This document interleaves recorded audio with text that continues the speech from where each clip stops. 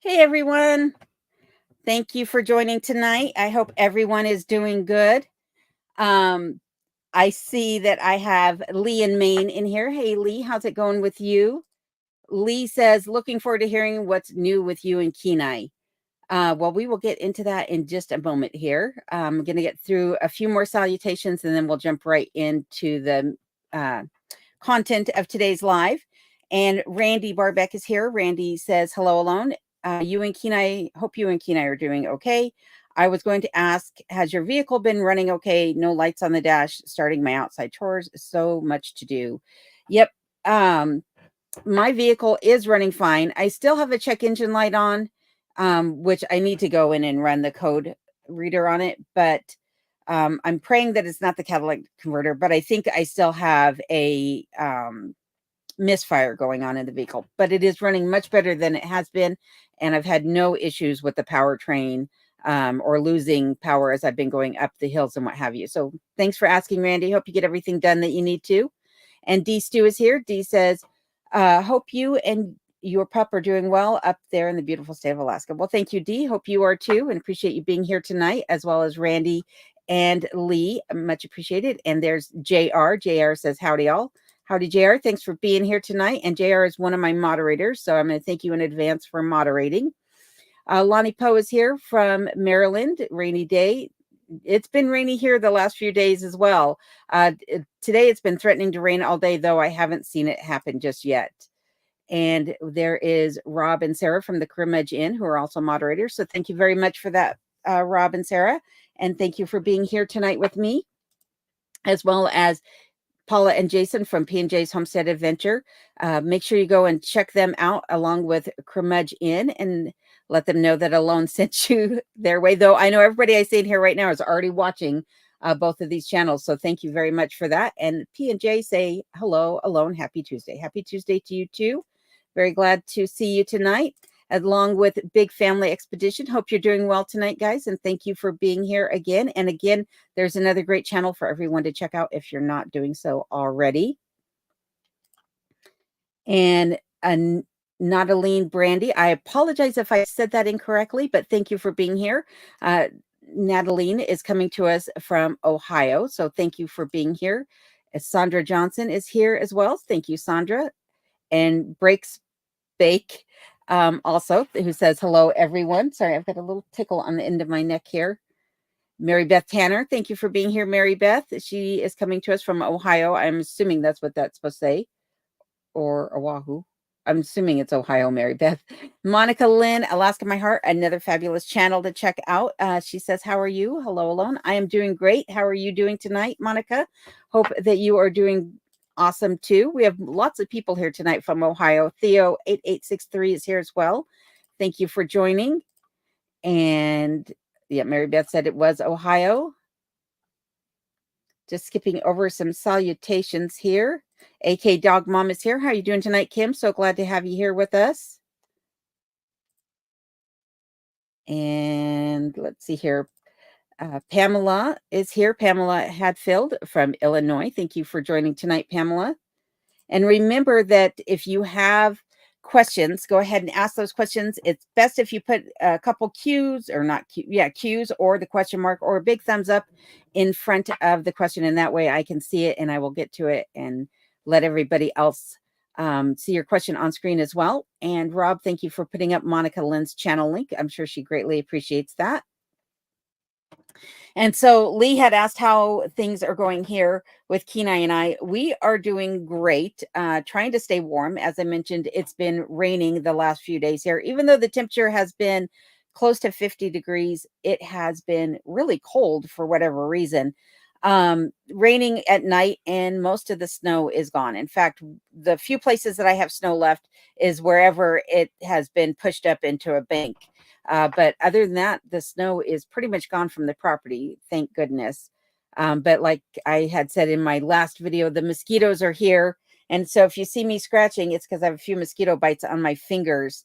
At night, that's about the only thing I think that's sticking out of the covers. And so I haven't slept with a fan on yet because of being cold.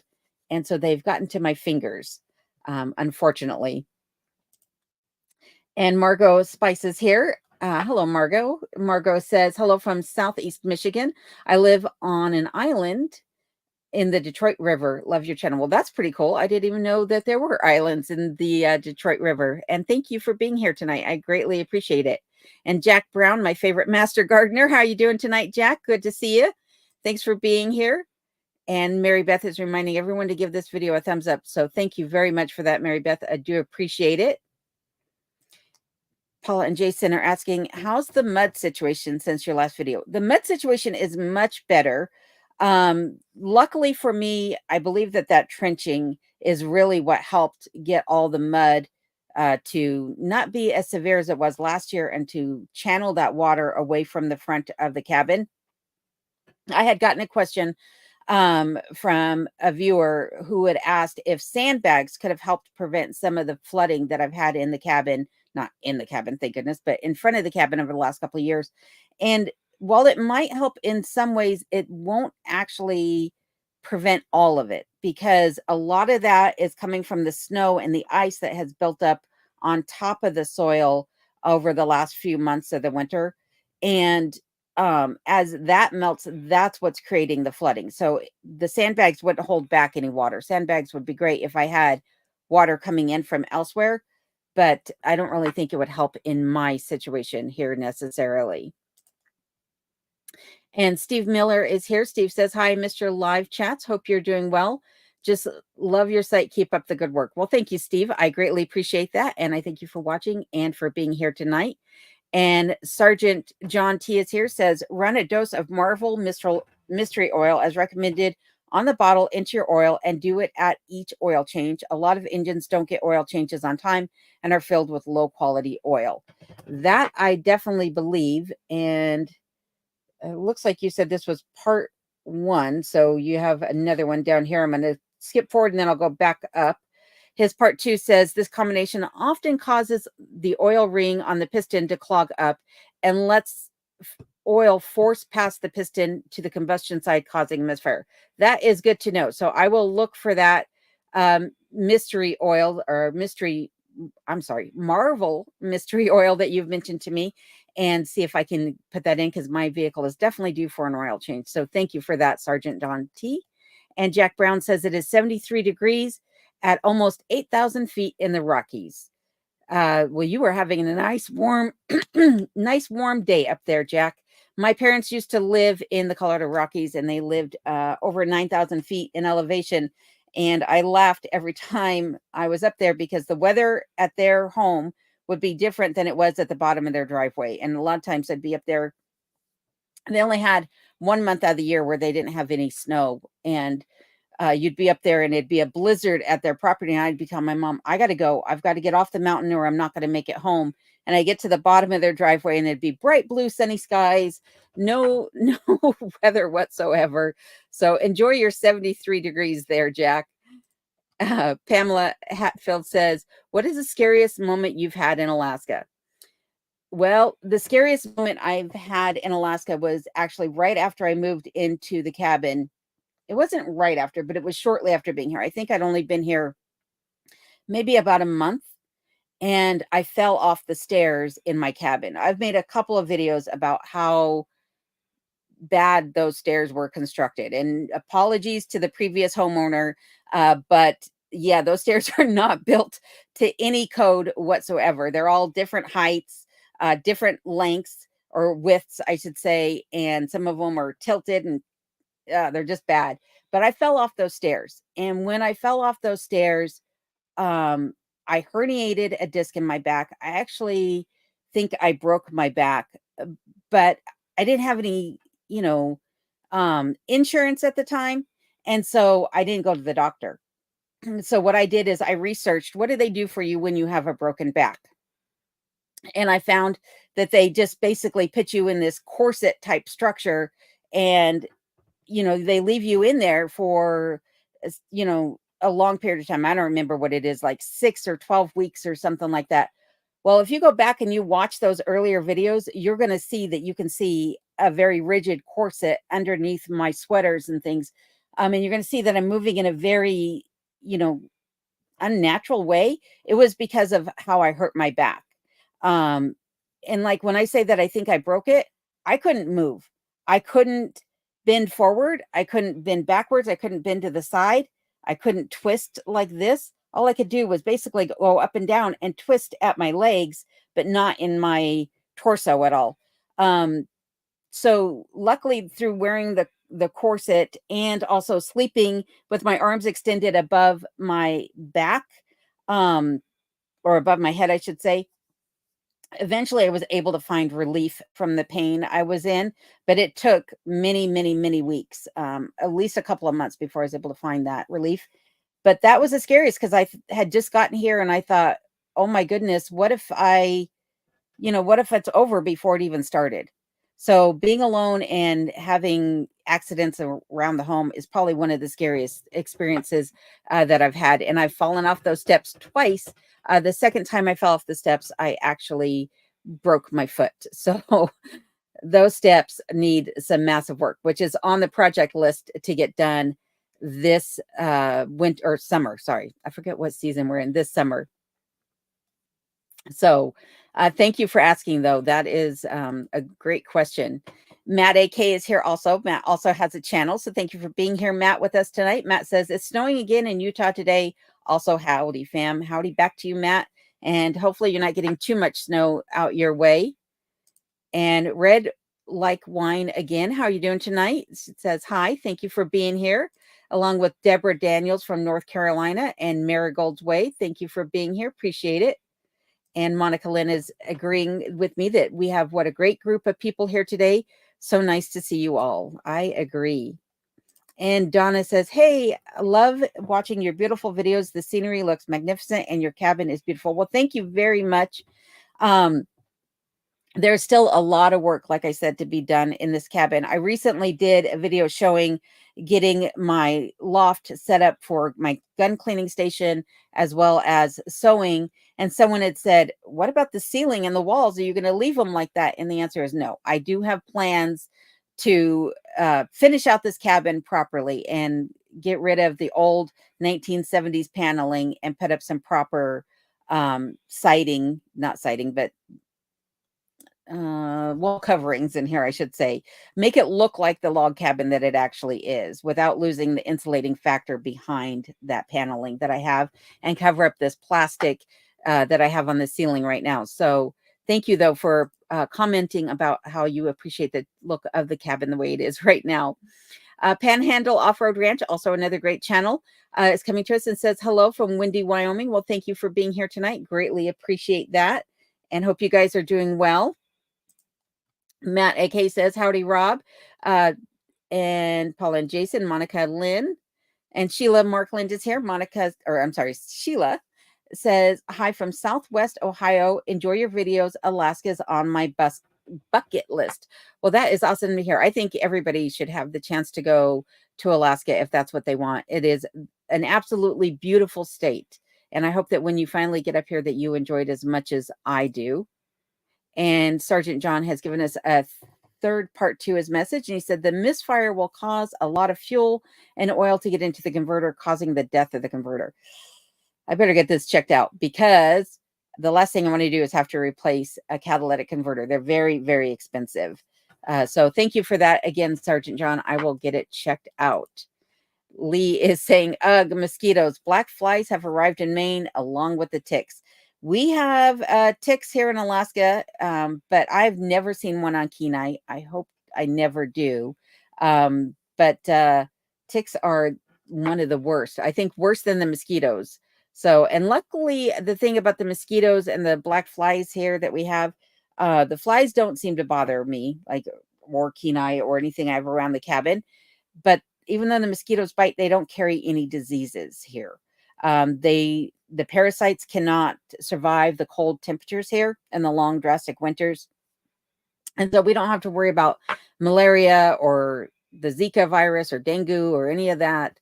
So for those of you who have mosquitoes in your area, I pray that you stay safe. Really, mosquitoes are such a nuisance. Hello, Brick Trout. How you doing tonight? Brick Trout says, hello alone. Just popping in for a minute, trying to catch a loose baby chakur. I don't know what that is. I'm going to have to look that up. but I hope that you're doing good nonetheless, Brook Trout, and hope to see you again soon.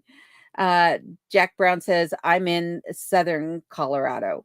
Well, that's awesome. I love Southern Colorado. I had actually, before moving to Alaska, had looked at buying property down in, I want to say Cortez, but it was outside of Cortez. Yeah, I don't really remember the area. Down off of Highway 50 or further south than that. It's been so long since I've been down there, but it's a beautiful area for sure. And we have Ashley here from Old School Alaska. How you doing tonight, Ashley? Ashley says, bad weather in the area, watching radar and weather feeds for tornadoes. I'll check back when I can. Be safe, Ashley, and I pray the tornado does not go by your location and everyone else remains safe from it as well.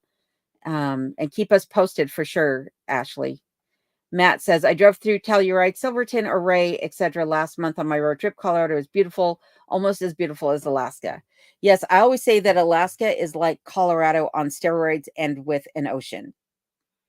It is absolutely, amazing here, but Colorado is like second best place you can go if you're not going to be in Alaska. So I hope you enjoyed your trip through Colorado, because those locations that you mentioned are all absolutely stunning, especially in the summertime. I'm not sure how they are right now in this time of the year, but in summer they're stunning.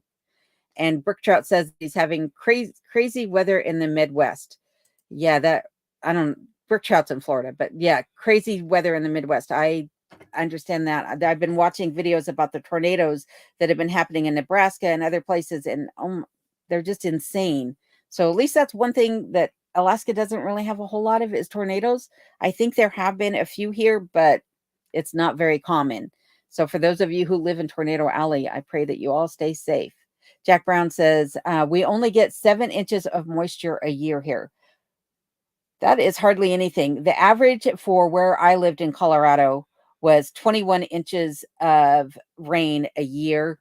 I don't know what the annual precipitation is here, but I would imagine that it's quite high, even though I'm not in one of the rainier parts of Alaska. Alaska is a very wet state. It rains basically all spring long, part of summer, and then definitely in the fall it rains, and then of course with all the snow. So you live in a very dry and arid place, Jack, that is for sure. Pamela says, thank you for answering my question. You are a strong woman. Well, thank you, Pamela, for asking the question. I really appreciate that, and I appreciate the compliment as well. And there is Matt AK's channel link, so thank you again, Rob, for posting that. AK Dog Mom says at Old School Alaska to stay safe. Yes. And there is Our Simple Life, another great channel. Make sure you go over and say hi to Angie and David and tell them again that Alone sent you. Thank you for being here tonight. I hope you guys are doing well. And I hope Maddie is also. I'm so sorry to hear that she has not been feeling well lately. And Margot says, take care of yourself. Well, thank you very much. I appreciate that. And let's see here. Elizabeth Gove says, do you ever get lonely?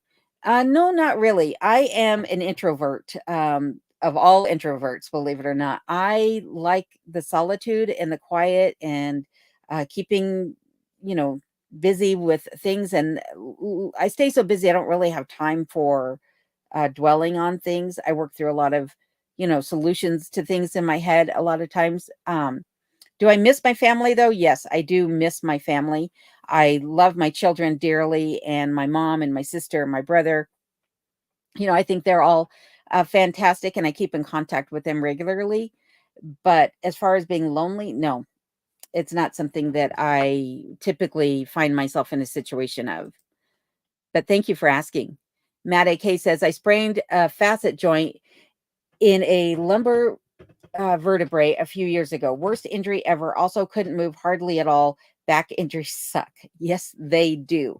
And they really suck when you're the only one around and you need to haul in water at 35 pounds per jug of water. And you need to haul in firewood, and you need to, do all these things because you just moved into a cabin out in the middle of basically nowhere.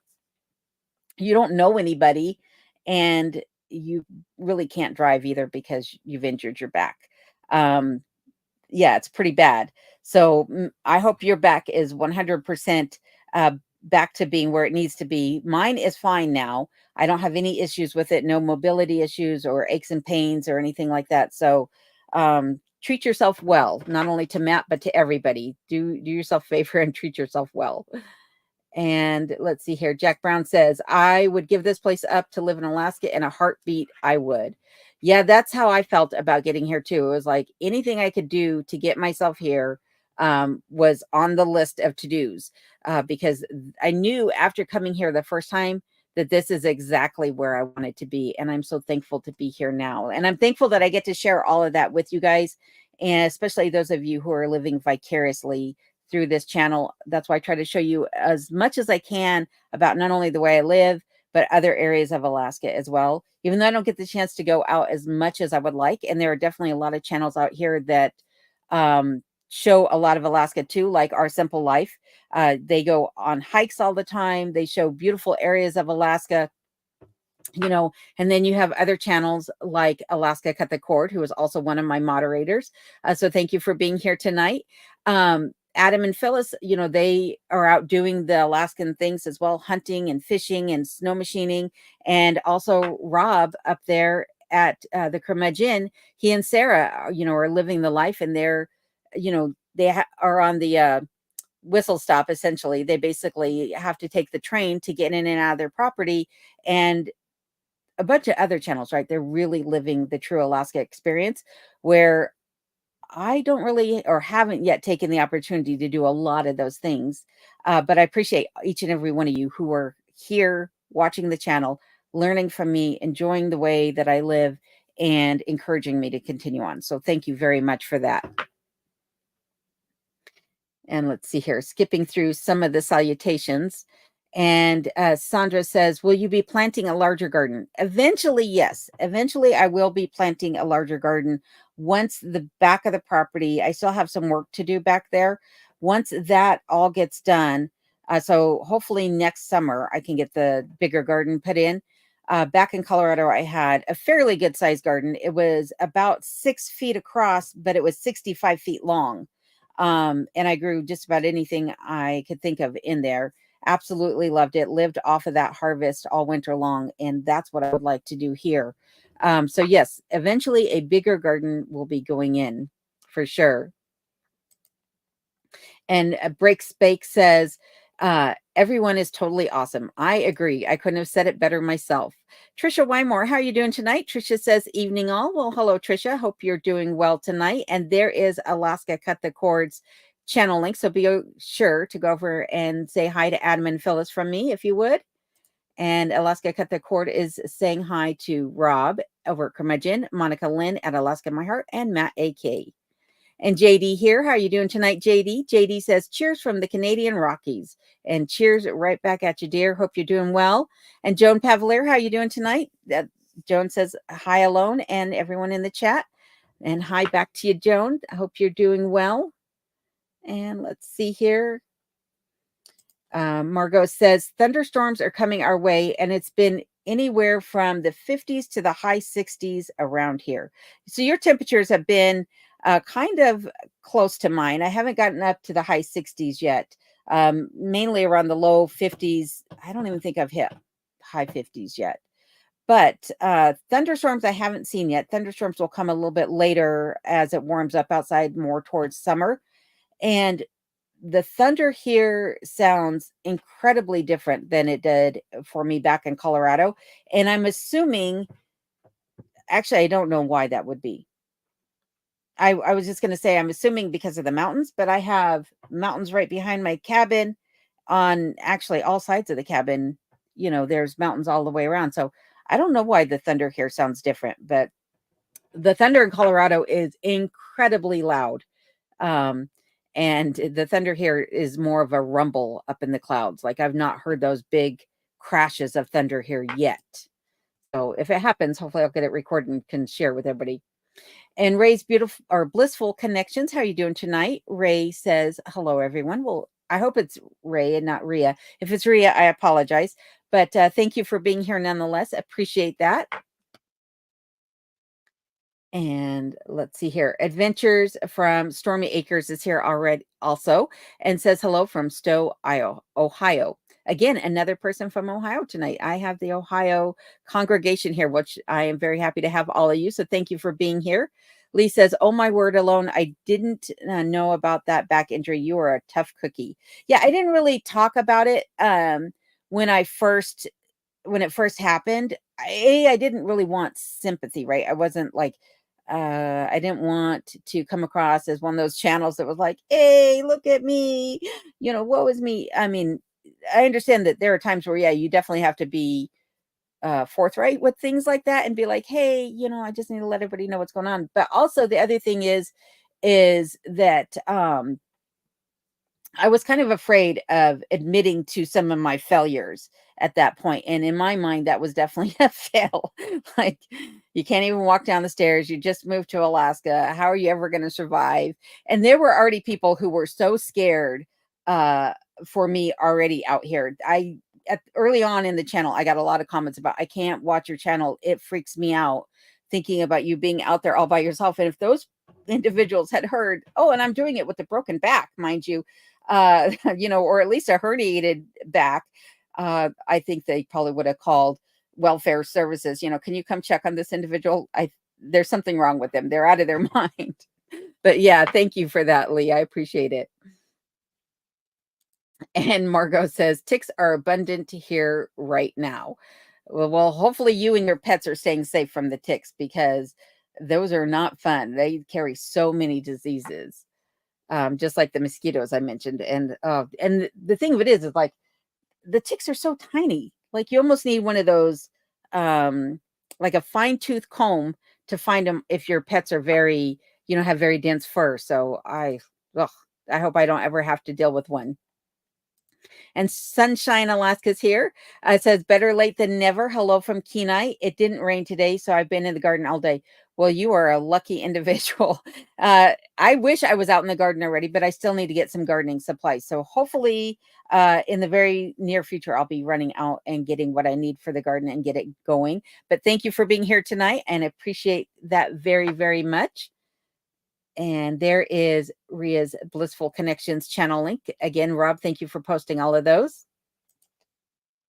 Jack Brown says, we have warnings of a locust storm coming our way down here in the Midwest and Colorado. I also heard the cicadas are going to be really bad this year down in the lower 48, mainly around the Midwest area.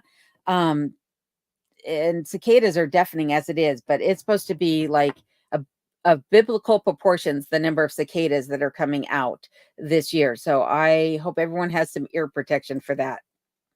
Big Family Expedition says, what made you move to Alaska? It was a couple of things that encouraged me to move here. One was just coming up here for the first time and seeing how absolutely beautiful Alaska is. The second thing is that I always knew that I wanted to be off grid. I knew it didn't necessarily need to be off the electrical grid so much, but I knew that I wanted to be off of the plumbing grid. As weird as that probably sounds to people, I do not like indoor plumbing. I don't like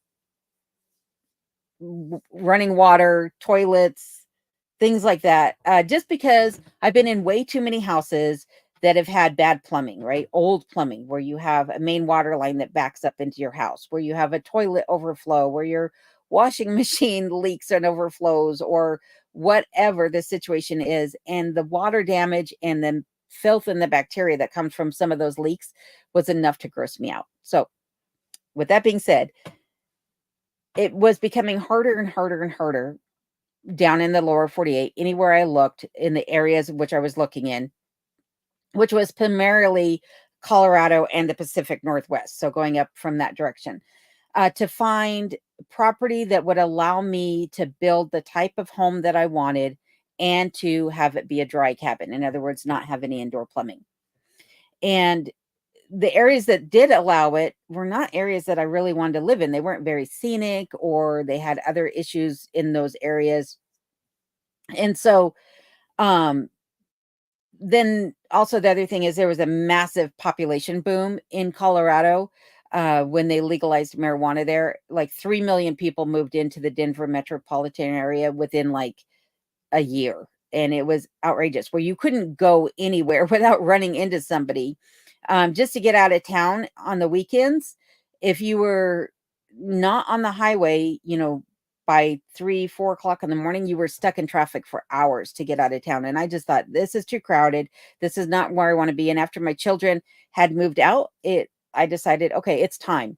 It is time for me to move. And I had been looking for decades for a place. And eventually, after realizing that I wasn't finding what I wanted in the lower 48, I really focused on Alaska until I found this place. And then I got up here. But also at that same time, I moved up here in 2021.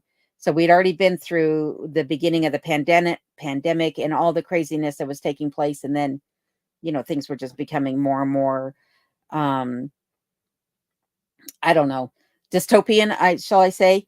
And that was really the final push for me to just get out of Colorado and come up here where things are way more relaxed and there's a lot more freedoms here. So thank you for asking that. I really appreciate it. And Jack Brown says Cortez is not far from where he's at. Well, that's awesome. Then you know exactly where I was thinking about moving to, that area. It's absolutely beautiful. It's very deserty in comparison to the rest of Colorado, other than up by Dinosaur or what have you. But it is an absolutely beautiful area. Pamela says cicadas are going to take over this year. That is true. That is exactly what they're predicting. And like I said, get your ear protection ready. Julianne Avery says, sorry for being late. Watching a tornado, now gone, no dangers. Well, I'm glad that you were out of harm's way for sure. And I hope that everyone in your area is okay also.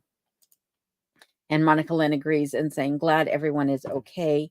P&J says, 106 people here. Please don't forget, hit that thumbs up for Alone. Thank you. Thank you very much for doing that, Paula and Jason. I appreciate that very much. Julianne says, last night was scary. We saw Barnesdale, Oklahoma get hit, devastating. Oh, that is not good. I need to touch base with my daughter. She lives in Oklahoma as well. So I need to make sure that she is doing well and that she's not in the path of a tornado. And I pray for all the families that are in those affected areas. Monica Lynn says, yeah, I saw that on the news. So sad. Margot says, can't be lonely in such a beautiful place. That is true as well. Like there's so much to do and there's so much to see that it just keeps the mind occupied and the heart full. So that's definitely for sure. And Randy says, hello, everyone. Busy but listening. That's fine, Randy. I appreciate it. A lot of people do treat these live streams as podcasts. So go ahead and listen away. I appreciate it.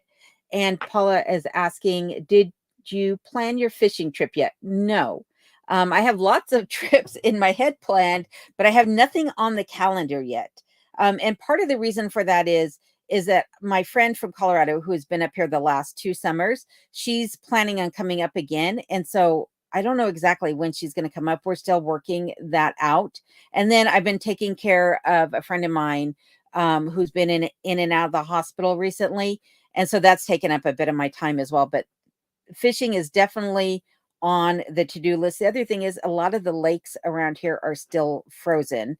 Just now, where either the ice has melted enough to where you might be able to get out and fish, or the ice hasn't cleared at all yet. So fishing will be happening probably within the next couple weeks, though. And Lee says, were you originally born in Colorado? Yes, I was born and raised in Colorado, had never moved out of the state before moving here.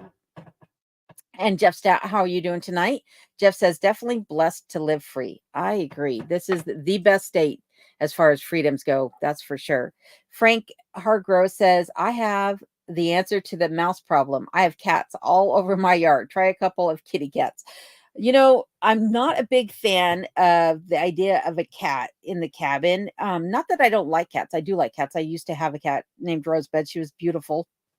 But the only reason I'm like hesitant about the cats is a couple of things. And I'm going to cough real quick. Give me a moment.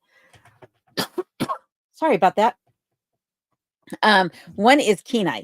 Kenai is not friendly to other animals. So maybe after Kenai passes away, but then the other thing I need to do is I need to train that cat to not get on the wood stove. I'm always afraid they're going to jump up on that wood stove and warm themselves on it, or that they're going to be chased by a dog and jump up on that wood stove and burn themselves. So, but cats might be in my future, might. But right now I have that wonderful ermine outside who's doing a pretty good job at keeping the mice away. Not perfect, but pretty good.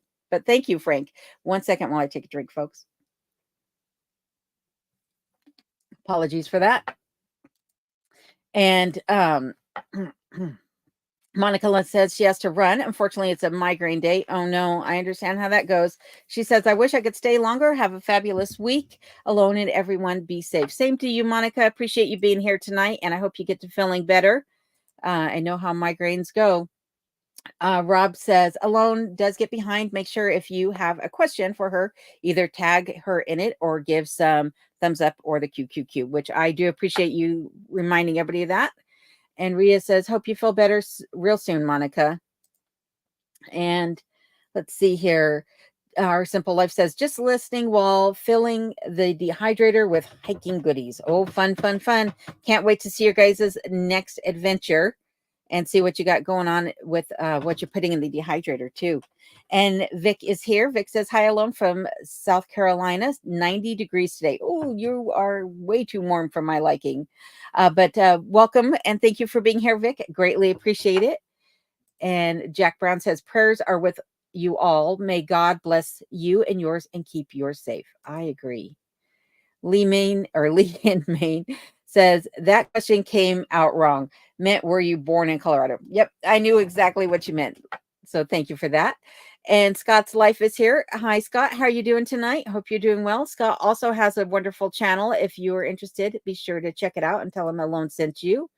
And Panhandle Off-Road Ranch says, have you decided on what model of wood cook stove you're going to buy?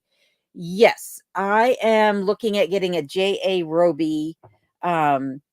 I don't know what the model number is off the top of my head, but it's their larger cook stove. So it has a very large wood box on it, wood fire box on it, so that it'll heat up the whole cabin. It actually has the capacity to heat up to about 3,200 square feet, I believe. And my home is right around 2,700.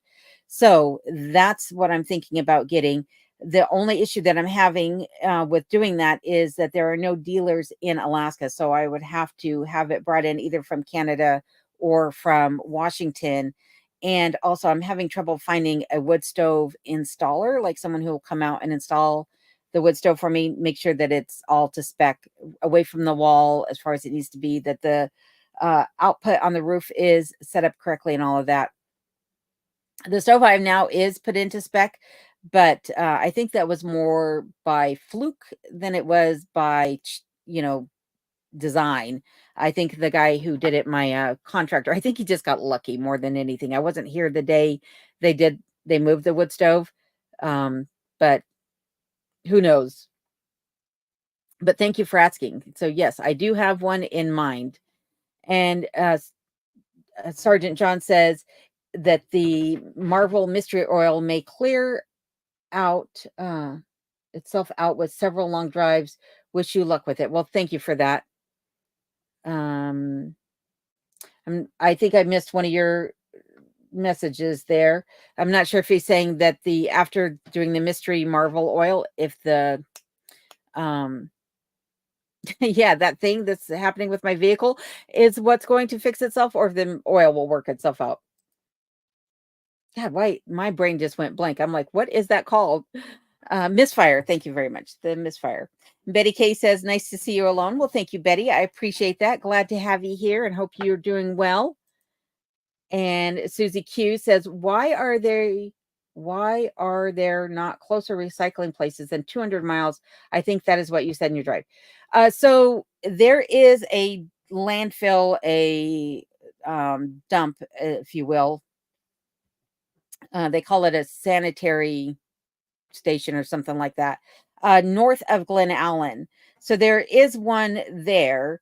But the transfer station, which is where, most people go and they just dump their trash for a couple dollars per trash bag, that is located about 100 miles away from where I live. And they just don't have them closer than that. There just isn't one in this area.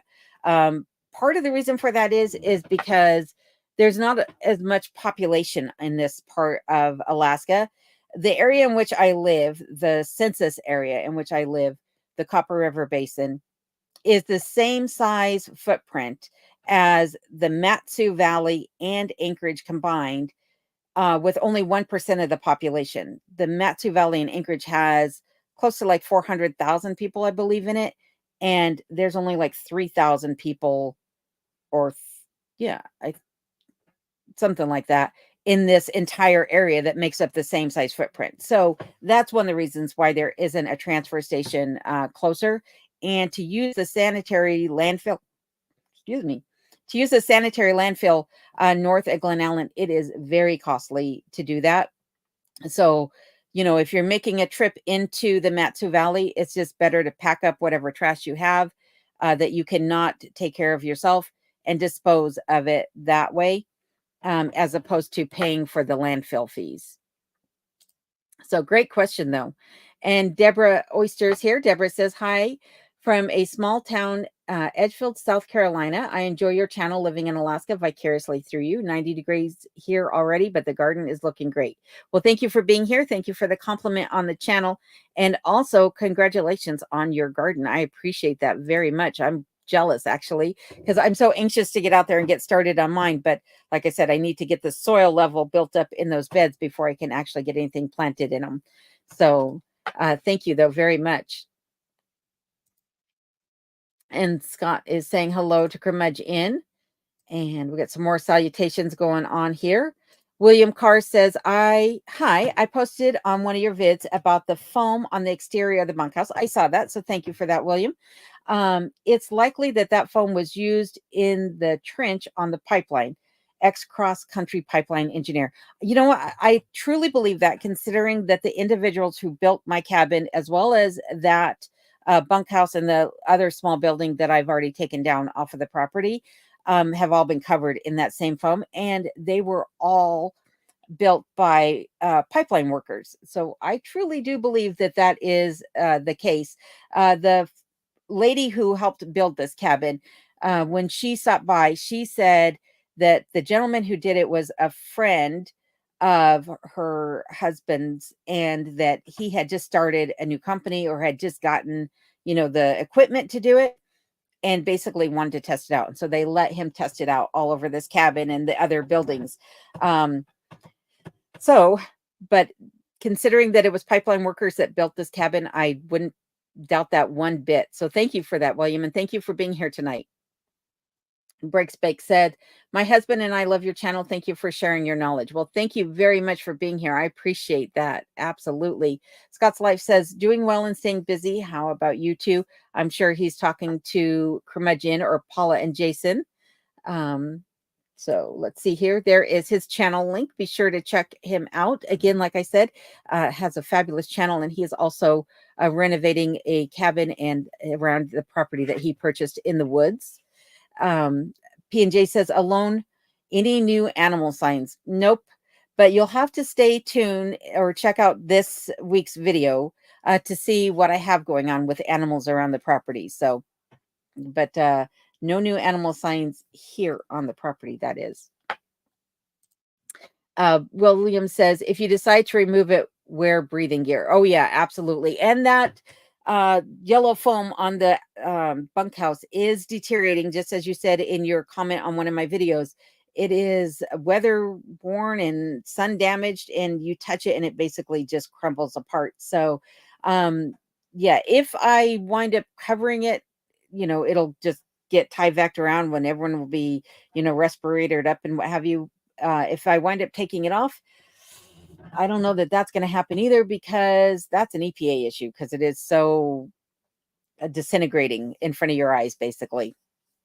So how that's going to be dealt with down the road, I do not know, but it needs to be dealt with one way or another. So yes, thank you again, Bill. I appreciate that. And I hope you don't mind me calling you Bill.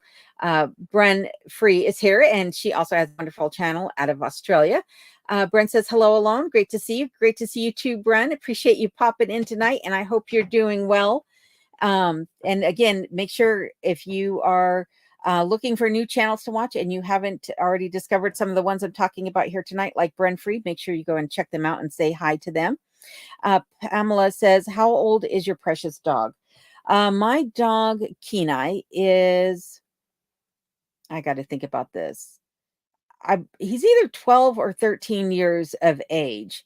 For those of you who don't know the backstory of Kenai, I actually found him in Montana, about 20 miles outside of Glacier National Park. And I looked for hours and hours and hours to see if I could find where he came from, because there was nothing around in the area where I found him. He had come crawling up out of a creek bed just as dusk was setting upon the landscape, and he's a black dog, and it was, getting to be night, and I thought, I'm not leaving this dog out here. Like, I don't know where this dog came from. Opened up my car door, he climbed right in, and he was skin and bones, and he just laid down in the seat and fell asleep. And after several hours, like I said, trying to figure out where he had come from, I just decided I'm never going to find anything out here. So I posted some ads to see if anybody had lost a dog, and he continued on a road trip with me for about another 11 days, and eventually wound up coming home with me, and he and I are best friends now. So but I believe, like I said, 12 or 13, though, like I said, at the vets, they said if you just looked at his blood work and him himself, you would never know they was an older dog. So that's good to hear. Hopefully he'll be around for many years to come. And Ashley says, hello, I'm back. Well, good, Ashley. I hope everything's okay.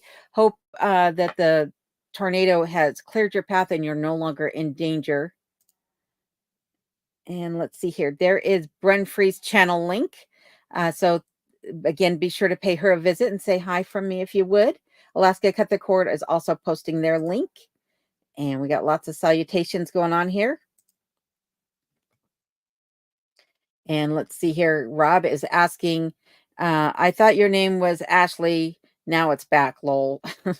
Oh my goodness. Dad jokes. And there is Ashley's channel link over at Old School Alaska. Again, be sure to check him out. He is a fairly newer channel, but he is planning his move to get up to Alaska soon. We're all wishing him well on that endeavor, and hoping that he gets up here really, really quickly, because he is a fabulous individual. So again, be sure to check him out if you have not done so already. And Joanne Twist, how are you doing tonight, Joanne? So glad to see you. Joanne says, hi, Alone. Hope you're doing well. I hope the same for you, and hope that everything is going well your way. Jeff Stout says, did you eat wild game, or do you eat wild game? Do you fish and do you hunt? So yes, I do eat wild game, and also fish and attempt to hunt. I had not hunted in Colorado, so my first hunting experience has been here in Alaska. I was unsuccessful at it, but I am looking to go hunting again this year, hopefully, fingers crossed. And fishing is one of my favorite pastimes. Absolutely love to fish. Though fishing up here in Alaska has been a bit different than it was for me in Colorado. So I'm on a learning curve with the way fish react here. They don't seem to be working in my favor. Let's just put it that way. I think I need to practice, because I'm a couple years out of practice. But yep. So I am definitely looking forward to what this summer holds as far as getting out and having some adventures. And again, like I said, hoping to bring all of you guys along with me. Debbie Rich says, glad to catch you online. I found your channel about 6 months ago and look forward to your vids. We are expecting tornadoes tonight and tomorrow. Boo. Yeah, another person in the tornado alley. I apologize, Debbie. Like I said to everybody, stay safe. But thank you for watching my channel and following along for the past 6 months. I appreciate that very, very much. And I'm rooting for all of you guys who are in danger's way to stay safe tonight. And Bren Fries says to Paul and Jason, well, I'm having coffee at mother-in-law's. Well, hopefully it's good coffee and you're enjoying the company, Bren. And let's see here. Sergeant John T says, I have an idea for you to heat your house. I think it was the shop in your basement. Maybe it was your mudroom. I can't remember. It's a lot to fit in these messages. Email, Facebook Messenger. So you can email me. I have my email located in the description. Well, I'll just give it to you now, because I don't know how you find it on YouTube anymore. They changed. There used to be an about tab on the channel page, and they've taken that away. So my email is just the channel name, aloneinremotealaska@gmail.com. So if you'd like to email me, that's where you can do it. I do have a moderator on my email as well. So if you are emailing me directly, just realize that it'll go through my moderator before it ever comes to me. So, but I will eventually get to your messages on there as well. So yes, please email me, John, and we can follow up there about the heating of the cabin. And let's see here, more salutations. And Brent is saying that it is currently 10 a.m. in Australia. And right here, it is almost 5 o'clock in the evening here in Alaska. David Clarkson, how are you doing tonight? David says, hello. How is breakup this year? I saw the flooding in Glen Allen. Are you okay? Yes, I am doing just fine. I did not see the flooding in Glen Allen because I've not been up and out that direction, but I was north of Glen Allen and I saw one of the ice dams break free, and I got that on recording. So I'll show that in an upcoming video. But let me just tell you, that's a pretty significant sight to see. When you see those ice jams break free and start flowing down river and all the things they're carrying with it, you realize, yeah, you don't want to be anywhere, in that water, because it's going to take you out. That water's freezing cold right now, and I don't know anybody being there, but yeah, I'm sure that the flooding or the ice dam that I saw break free might have had something to do with that flooding in Glen Ellen. And I hope they're all okay too, because like I said, I've not been up that way, but we are currently under a flood watch here. I'm just opening up the weather app on my phone, and that flood watch is supposed to go through Friday. Let's see here. Through Friday morning, it says. But yeah, Copper River Basin, Glen Allen, Eureka, McCarthy, Paxson, and Salina. So yeah, lots and lots of flooding going on for sure. And I hope everyone up there and in those areas are safe as well. Breaksbeck is saying feel better to Monica. And Mr. Mike Lambert, how are you doing tonight? Mike says hello again from remote. I can't say that word right, even though it's in my channel name. Remote north of Talkeetna. And he's saying hi to Rob. Well, thanks again, Mike, for being here. Appreciate it. Jack Brown says, I have 1 cat and 9 dogs, 6 goats, 7 chickens, 3 rabbits. Tom, my cat doesn't get bothered. You are lucky. You are absolutely lucky. I have 1 ornery dog who always puts on a good front for you guys on the camera and makes it seem like he is so docile, but in reality, he just doesn't like the camera. I must have a different voice when I talk to the camera, because as soon as he hears me talk in this voice, he's like, I'm out of here. But when that voice isn't on, he's like, let's play time. Ward Adams says, how you doing? I'm doing good, Ward. How are you doing tonight? And appreciate you being here. Always good to see you. And Scott's Life gifted 5 memberships to any of you guys out there. I am still not sure how that works. Like, I have a basic concept of it. So, yeah, I think what that means is that I can then gift those memberships out. So thank you for that, Scott. I appreciate it. That was very generous of you to do that. And P&J says, thank you, Scott's Life, for the membership. So Paula and Jason got one, it looks like. That's good to see.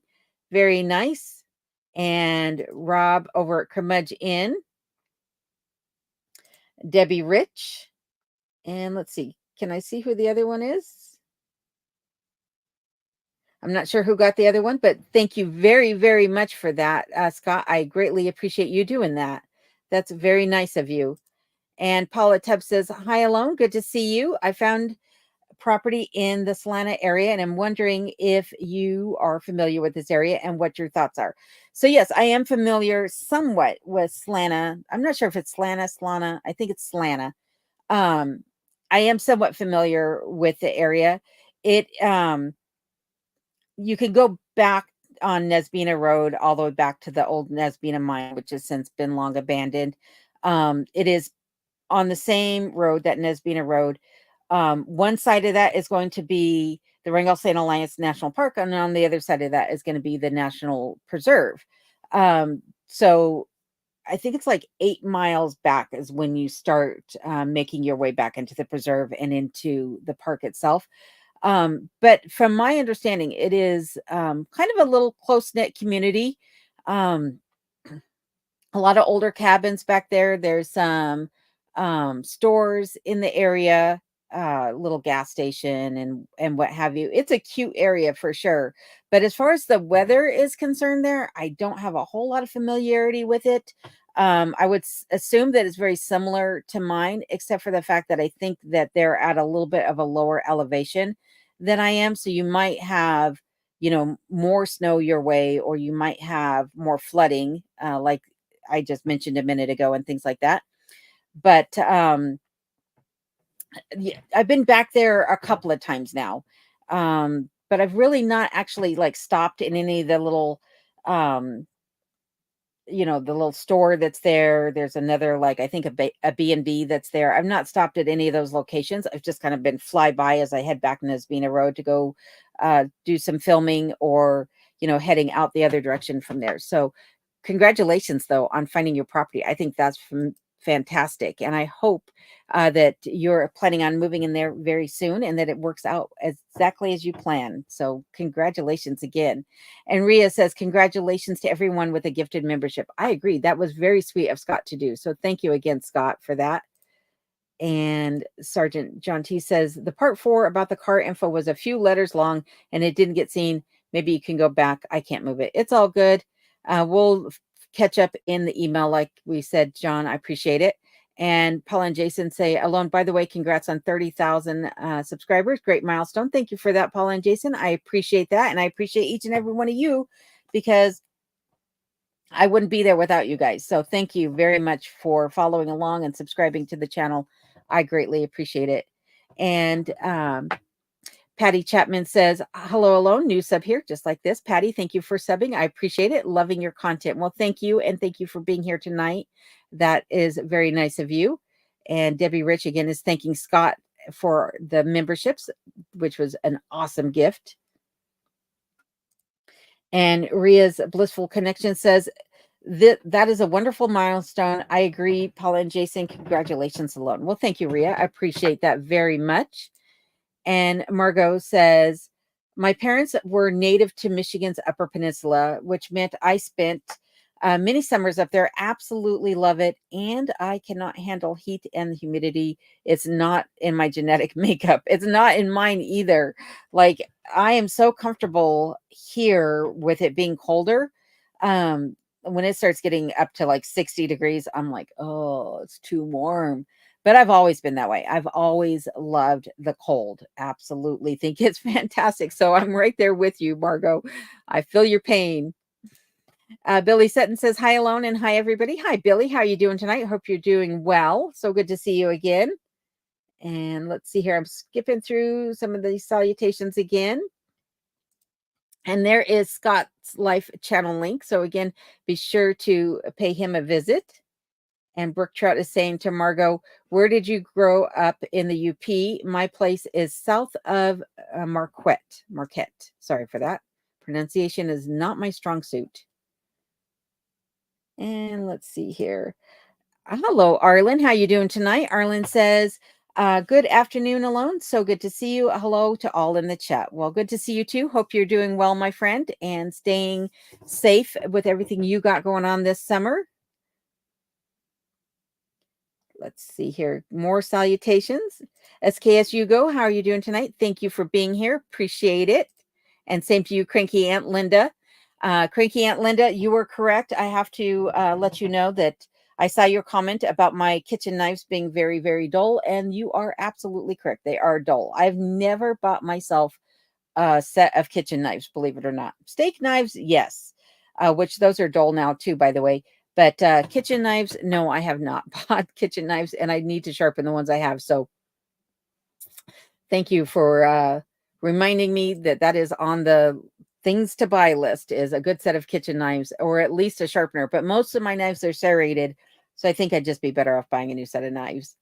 Robert Graves says, I just got my soil and erosion permit Do you have do you have to get septic permits, building permits, etc., or is there any zoning? Depends upon what part of Alaska you're in. If you are in one of the boroughs, then most likely, yes, you are going to have to get all the permitting and everything like that. Where I am located is a census designated area, meaning that we're not in a borough. There is no governance other than the state over us, and therefore we don't have any zoning laws in these areas.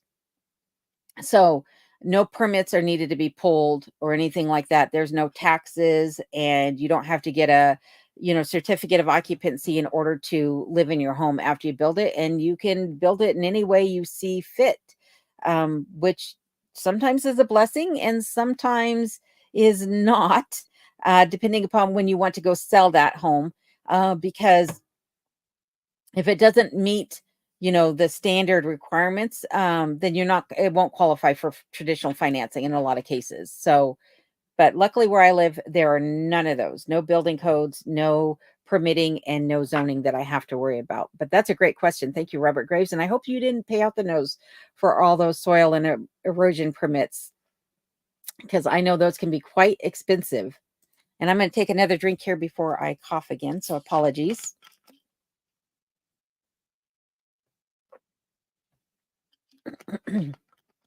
Lee says, Alone, are you having a second floor deck built? I would imagine the view of the mountains would be awesome. Eventually, yes, that is definitely something that is on the wish list, as I'm beginning to call it, because I've started to realize I have so many projects in my head planned that they have exceeded my budget and that some of them are getting further and further and further away because it's so costly to do things and I have to bring people in to help with it. So that second floor balcony, yes, that is absolutely something that I would love to have. And that's why I had the loft door put in when I had the two new doors put on the cabin. I took the old front door and put it up in my bedroom that faces the mountains. And that's where I sit every night and enjoy that view of the mountains. And so in a recent video, I'd shown Kenai wouldn't eat his dinner down in the kitchen and wanted to go upstairs to eat. That's because that's where we sit every single night when he eats his dinner. That's my fault. I've created a monster with that one. It's like habit for him. I think sometimes he is autistic because he has certain things that he likes to do and he won't do it if you do anything different from that. So we go sit upstairs while he eats his dinner and I sit there and I enjoy the view out that back door, because the mountains, when they do show up, are absolutely beautiful. Maybe I shouldn't drink carbonated water while doing a live stream. Let's see here.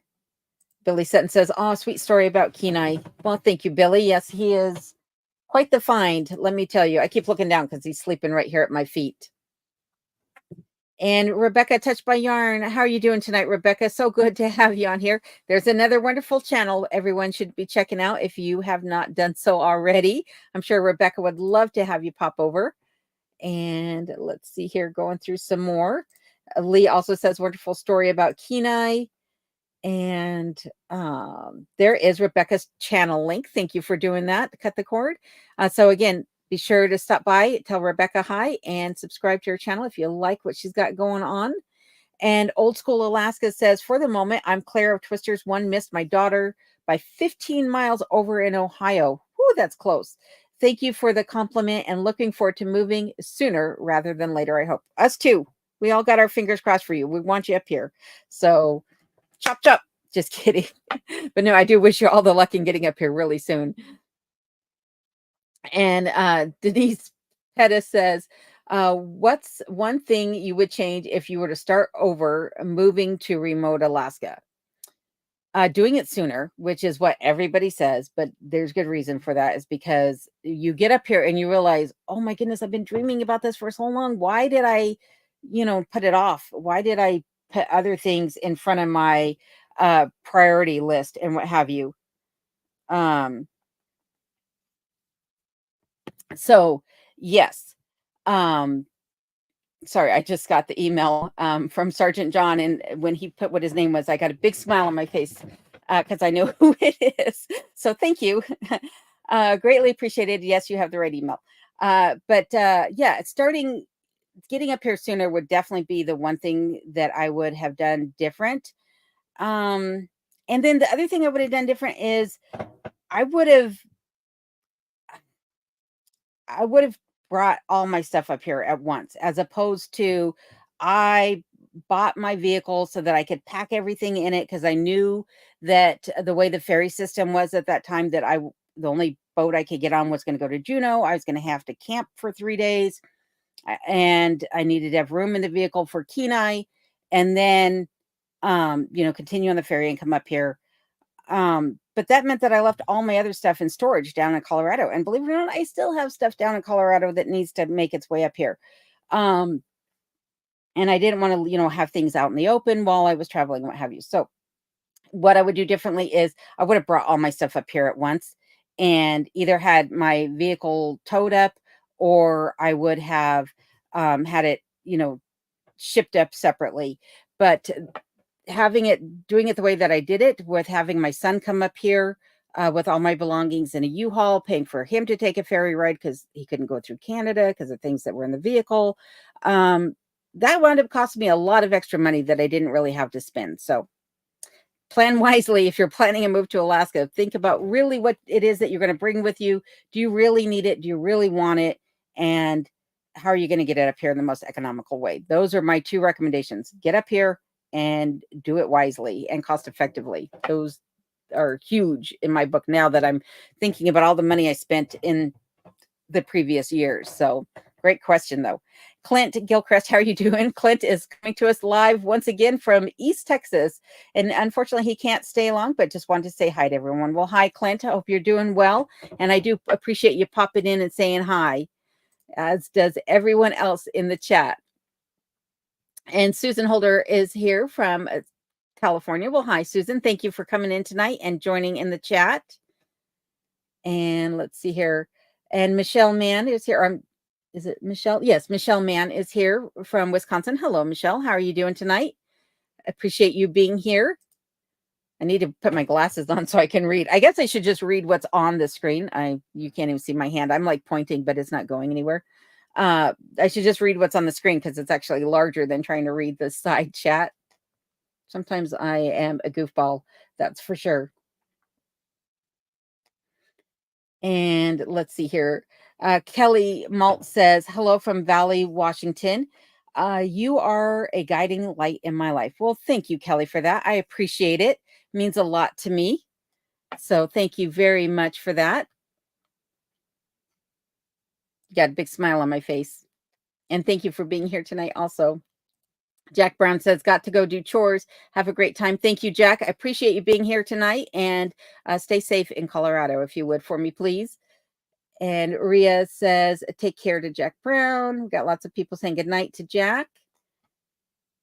Just skipping through here some of these. Clint is saying, congratulations on the 30,000 subs. Well, thank you for that, Clint. I greatly appreciate you being one of those subs. And Philip Ferguson, how you doing tonight? Philip says, I finally made it, late as usual. Usually when I travel to Alaska, I stay around Eagle River or Anchorage, but this summer I'll be heading to Chicken. Ooh, that's a fun one. And I just noticed that my camera has frozen. So give me one moment here. And I should be back in just 1 second. Hopefully. I'm not unfrozen yet. I apologize. Bear with me, folks. Hopefully I can get this fixed.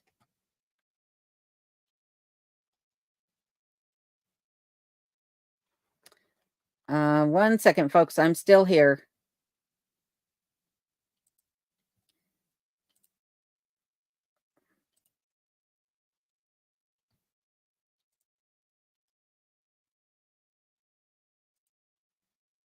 I'm still here, folks. So just bear with me. I will be back on screen in just 1 moment. My camera, for whatever reason, has decided to act up, but I am fixing it now. As soon as my computer cooperates with me, it's taking its sweet time. So in the meantime, while this thing is thinking, I will just keep going through here. But what I was going to say is Chicken is a fabulous area. So I have not been there. I've seen videos of it though. So I think that is awesome that you're getting to go there, Philip.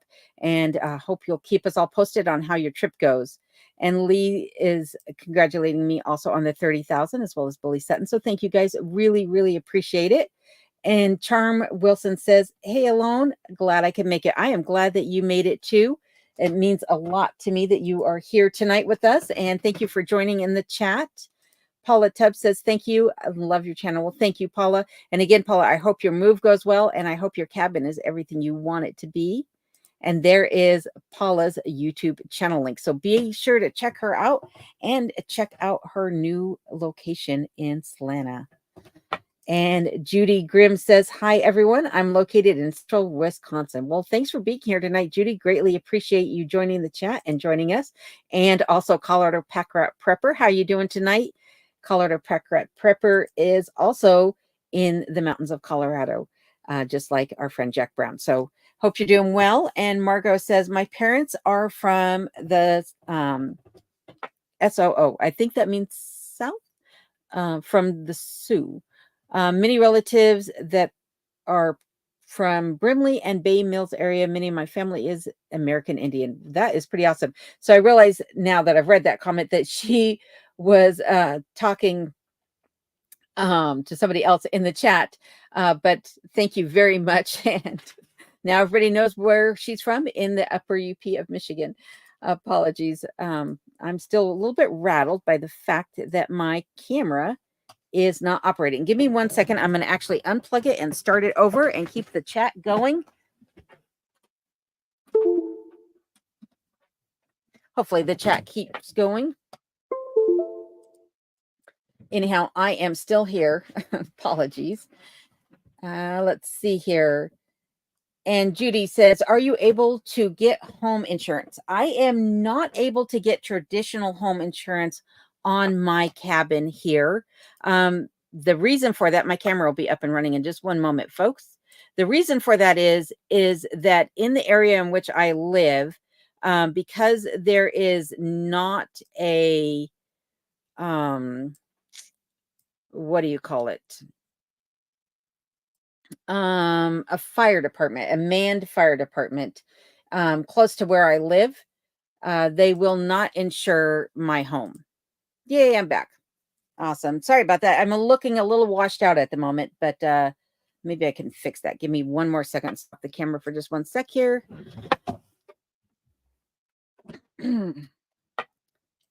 Technicalities. Gotta love them. But anyhow, the reason I'm not able to get traditional homeowners insurance is because they actually just don't offer it in this area on my, at least not on my particular type of cabin. So I have what's called dwelling replacement insurance, meaning that I don't have any liability if someone gets hurt on my property. They're just SOL because I have no money. You can't get blood out of a turnip, as the old saying goes. And it won't cover any of my possessions should something happen in my home. So I don't have flood insurance, earthquake insurance, fire insurance. In fact, my insurance agents actually told me when I got my dwelling replacement policy on my home that if there should be a fire in the area, I'm my first line of defense, and that I am required by the insurance to fight that fire as much as I'm able until help is able to arrive. So making sure that I had adequate fire suppression in my home was one of their requirements of insuring this cabin. So that is something that I have definitely taken into consideration when I moved into this cabin, was making sure that if there was a fire, I can do what I can to prevent it. And one of the things that I've done actually is remove all the trees from around the cabin. When I first got here, there were trees right up against the cabin and the outhouse. I've since cleared the trees back at least, I don't know, 50 to 100 feet in any one direction from the cabin, so that if there's a windstorm, then the trees can fall on it. If a fire comes through, I at least have a defensible barrier.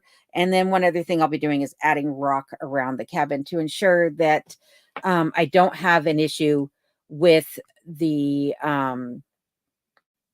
ground covers, mind you, catching on fire and what have you. So I'm just going to see if I can fix this issue that I'm having here with the lighting on my skin. There we go. That looks a little bit better. Oh, and then the camera's up. There we go. Awesome. Thank you, everybody, for your patience as I adjust my camera setting. But it's a bit finicky these days. And there is Colorado Prepper's YouTube channel. Not sure if she actually has any videos posted or not. Last time I checked, she didn't. But if she does, I'm going to go over and check them out. So thank you for putting that up, Alaska Cut the Cord. And Colorado Prepper, speaking of, says getting down to 25 degrees for the next 3 nights, up to 55 degrees during the day. Still can't plant anything. Yeah, it's been pretty cold here too. I don't know. Let's see. Overnight lows are not quite that low. It looks like they're about 30 degrees overnight lows, and highs only up around 50 degrees. So there are still things I'd like to get out, though, like the cold weather crops, like I said in my last video, peas, carrot seeds, beet seeds, things like that, things that can tolerate some frost and won't be stunted by going in the ground while it's still cool outside. So I actually feel like I'm behind the game again this time, but hopefully soon I'll get those things in the ground. And Patty Fu, thank you for being here. Patty's coming to us tonight from East Tennessee. Appreciate you joining the chat. And we've got some salutations going on. And Stephen Bourges, I really am horrible at pronunciation, so I apologize. But Stephen or Stefan, thank you for being here. Says new to the channel. How many years have you lived in Alaska? I am going on my 3rd year here, or I'm in my 3rd year. So I got here in the August of 2021. So I've been through a couple of winters already and a couple of summers already, but each year it gets better and I wouldn't change it for the world. So great question, though. Thank you for asking. Ward Adams says, going to be working up at Summit Lake this summer. Oh, that's fantastic. So if you're not familiar with Summit Lake is up on the Richardson Highway as you're heading up towards Fairbanks from Glen Allen. And that is a fantastic lake. That is a lake that I hope to be fishing at, or at least, enjoying in some way this summer. It's really beautiful up there. And there's a lot of cabins and stuff right there along the lake too. So that's fantastic, Ward. I'm so excited for you.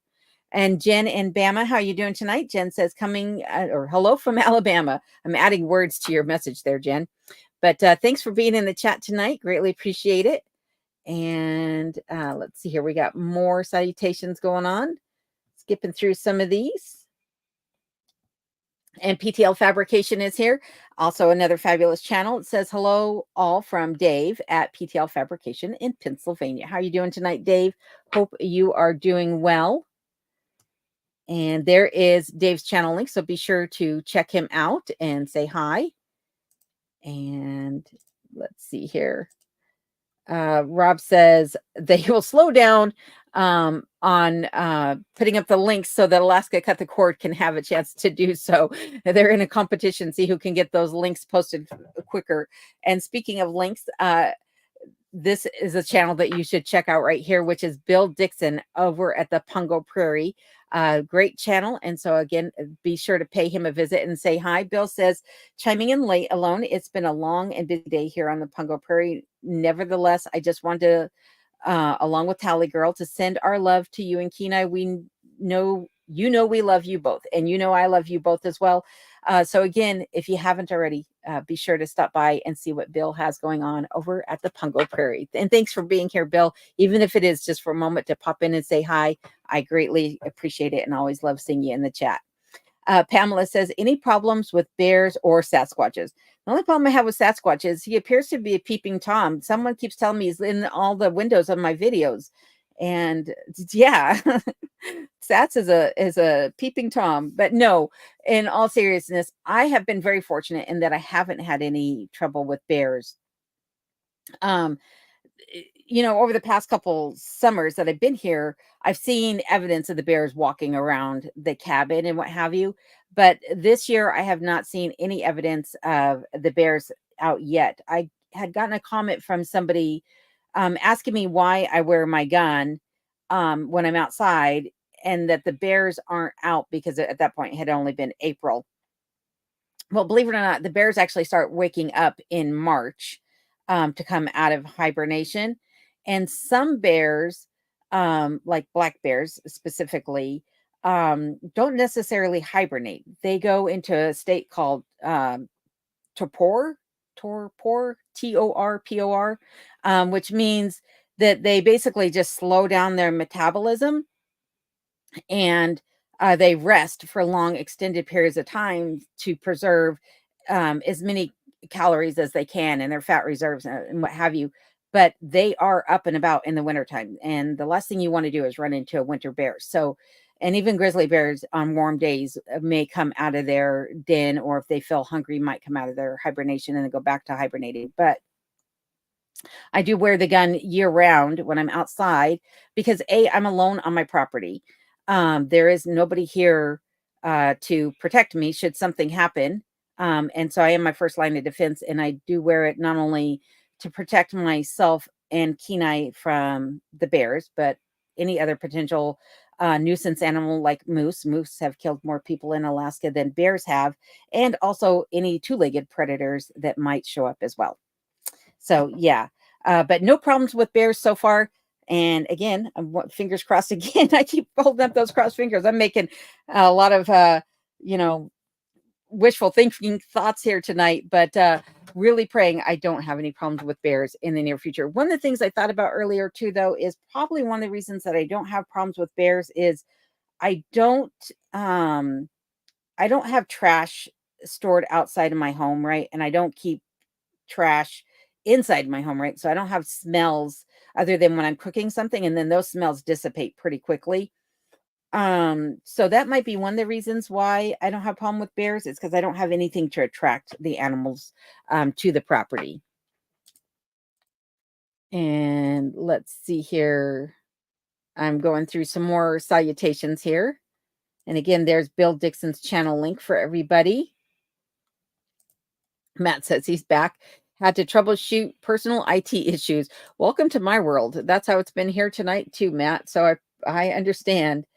And Alaska Cut the Cord is saying, hopefully it wasn't something a beer took care of. Oh my goodness. Bill Dixon, Billy Sutton is saying your channel looks interesting. Just now subscribed. Well, thank you for doing that, Billy. He does have a very interesting channel indeed, as do many of the people that are on here tonight that have channels. Their channels are all unique and interesting in their own way, which I think is fantastic. I actually think that, as weird as it sounds, I think everybody should have a YouTube channel because I think we're all curious about how each other is living and the things that they're interested in, their hobbies. But that's just my take on it. And let's see here, Hunting and Stuff. How are you doing tonight? Hunting and Stuff, also another great channel. So glad that you could be here. Glad that you're in the chat as well. Sorry, my brain just kind of blink. But there is Hunting and Stuff's channel link, so be sure to check them out also. And I'm sure, like I said before, that they would greatly appreciate it. Deer Haven says, good evening from somewhere in the middle of a forest outside of Olympia, Washington, a beautiful area, I might add. Been following you for quite some time now, and congrats on the 30,000. Well, thank you very much for that, Deer Haven, and congrats on being in or just outside of Olympia, Washington. Olympia is one of my favorite areas. At least it used to be. I haven't been there in many, many years, but it is a beautiful area of Washington for sure. So, and thank you. I appreciate that. And let's see here. Scrolling through some more here on the salutations. Patty says, I found your channel and just love it, as I also would love to move to Alaska. I just wish I was 30 years younger. Yeah, I wish I had done it when I was 30 years younger. Just think about all the energy I would have had to get more and more things done, and the way this property would look already. Like, one of the things that I'm really wanting to do right now is add some color to the outside of the property. I was filming for this week's video, and I kept noticing that it's like the color palette is split into thirds. There's part of the palette that looks like it's black and white in grayscale. there's part of the palette that has a nice band of green in it where some of the trees are. And then there's a palette of whatever the sky color is at the moment, which this week has been gray. So it's like gray, green, gray.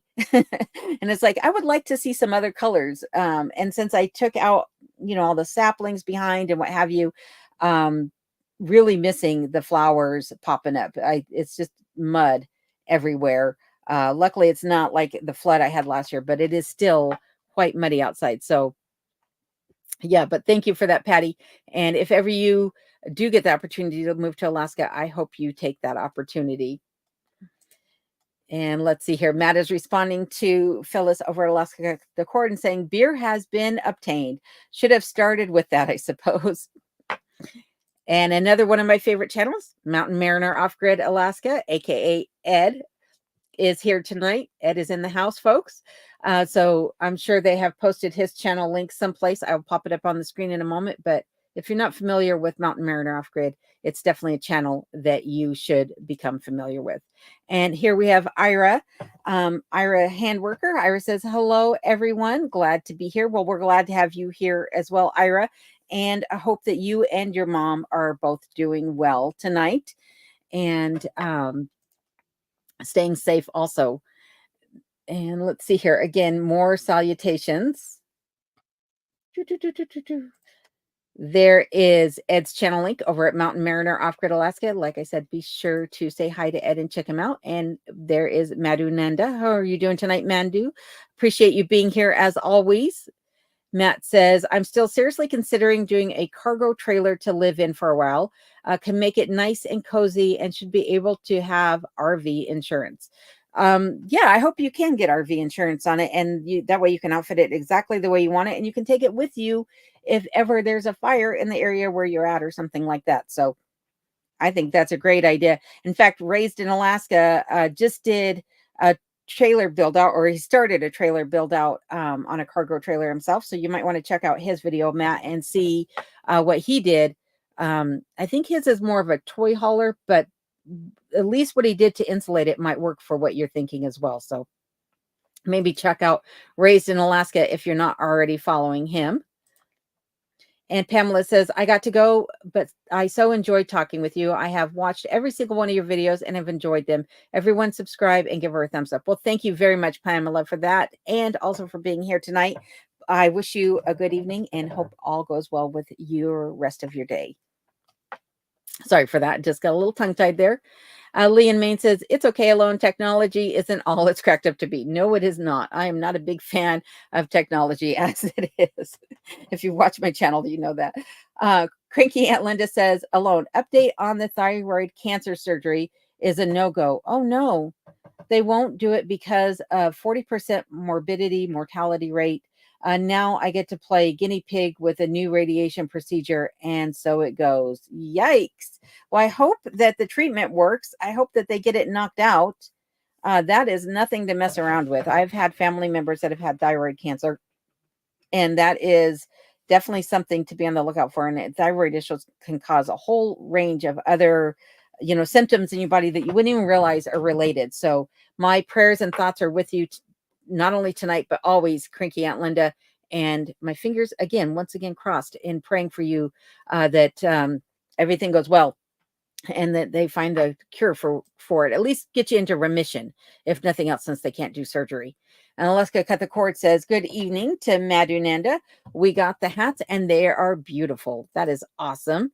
And Ira Handworker says, regards to Alaska Cut the Cord. And Billy Sutton is speaking to Matt AK, says, sounds like a good idea. A friend made a sleeping area out of the tack room in a horse trailer. I saw an old horse trailer the last time I was out and about, and I was thinking about that. I was like, that would make a great guest cabin, as opposed to, buying a little tiny shed or, one of these pre-built tiny homes or whatever like that.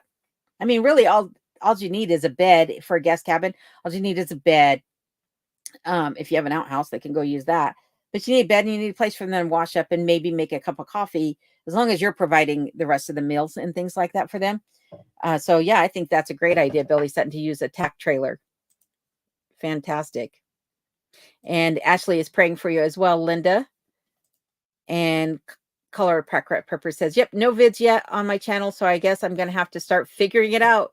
That's right. Like I said, everybody wants to know. We all have inquiring minds.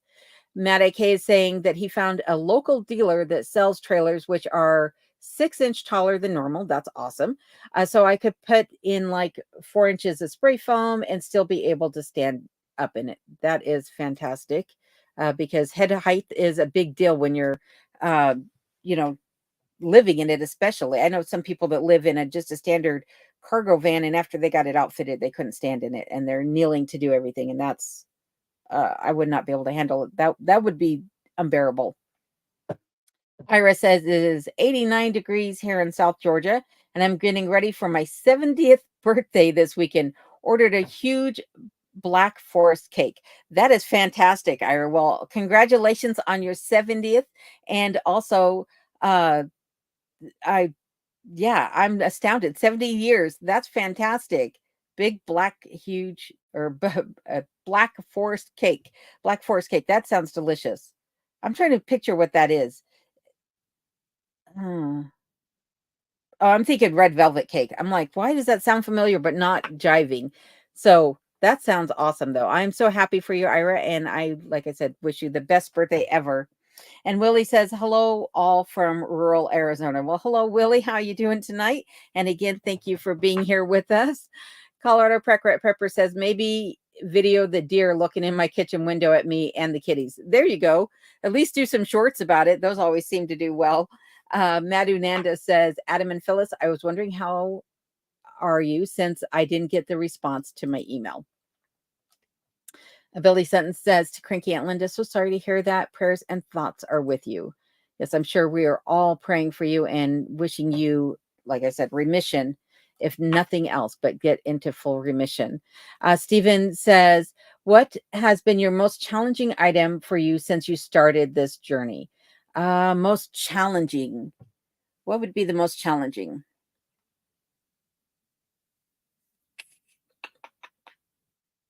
Ooh, that is a good question. And I don't know that I have an answer for that. What would be the most challenging? Getting materials. Not only because it's costly to get the materials to begin with, right? Even if the hardware store was like next door, it would still be costly. But just the fact that if I'm not willing to pay the prices in the local area, which a lot of times are 1.5 to 2 times what they are in the larger cities, if I'm not willing to pay those prices, which I'm not, I typically don't shop local, which might sound bad, but I just don't do that. Um,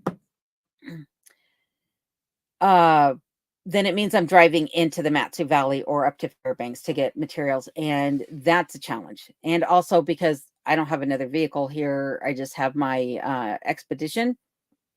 It means that I'm relying on others in the area to help me get materials. So, I have some friends that I've made in the community, and it's like, hey, if you're going into town, can I bum a ride with you? Or if they're heading into town, they'll ask, but you don't always want to bug your neighbors or friends for things. And so I would say that's been the biggest challenge, is getting materials so I can get some of the projects done here. But that is a great question. And Lee says, Alone, are you close to some good fishing, or do you have to travel far? No, I don't have to travel far. There's actually rivers all around where I live. There's a river literally just a couple miles from where I'm at. And yeah, I don't have to travel far. So that's a good thing. The only thing is that some of these rivers, you can't really just like cast a line out into it. The rivers are just too fast moving, and they're more suitable for dip netting. The river here in this area is called the Copper River, hence the Copper River Basin. And it's just not safe for an individual themselves to go dip netting at. So you need to be with a group of people, because the current are just way too fast. And Scott P, that is. Hello, Scott. Thank you for being here. Scott says, hi, Alone and everyone. My partner, Karen, and I are hoping to experience 3 months in Alaska starting at the end of September. We would love to catch up with anyone that lives in Alaska or who is visiting then. 3 months in Alaska starting the end of September. So you'll be coming right at the beginning of winter time, which is pretty awesome, because usually the weather's not quite so bad then. The roads are still good. and you would love to catch up with anyone that lives in Alaska or who is visiting then. What area of Alaska will you be staying in, Scott? That will make a big difference onto who can catch up with you and, who you get to hang out with and things like that. So congratulations. So on getting to come up here for 3 months. That's a fantastic vacation, if it is a vacation. And JR says, I think Ashley is the link posting master. That is true. Ashley is definitely the link posting master. Ashley says he's not up on today's technology, but we all think he's a ninja in disguise when it comes to the technology, because he can get those links out faster than any one of us. And he's doing it all on a phone. Billy Sutton is saying to Matt, hey, being able to stand up is a good thing. Yeah, being able to stand up is great, especially in that future home of yours on wheels. Let's see here. Deer Haven says, I cracked up the first time I saw the Sasquatch walking outside, but I thought I saw one of their X structures when you were walking around the remote area of your property.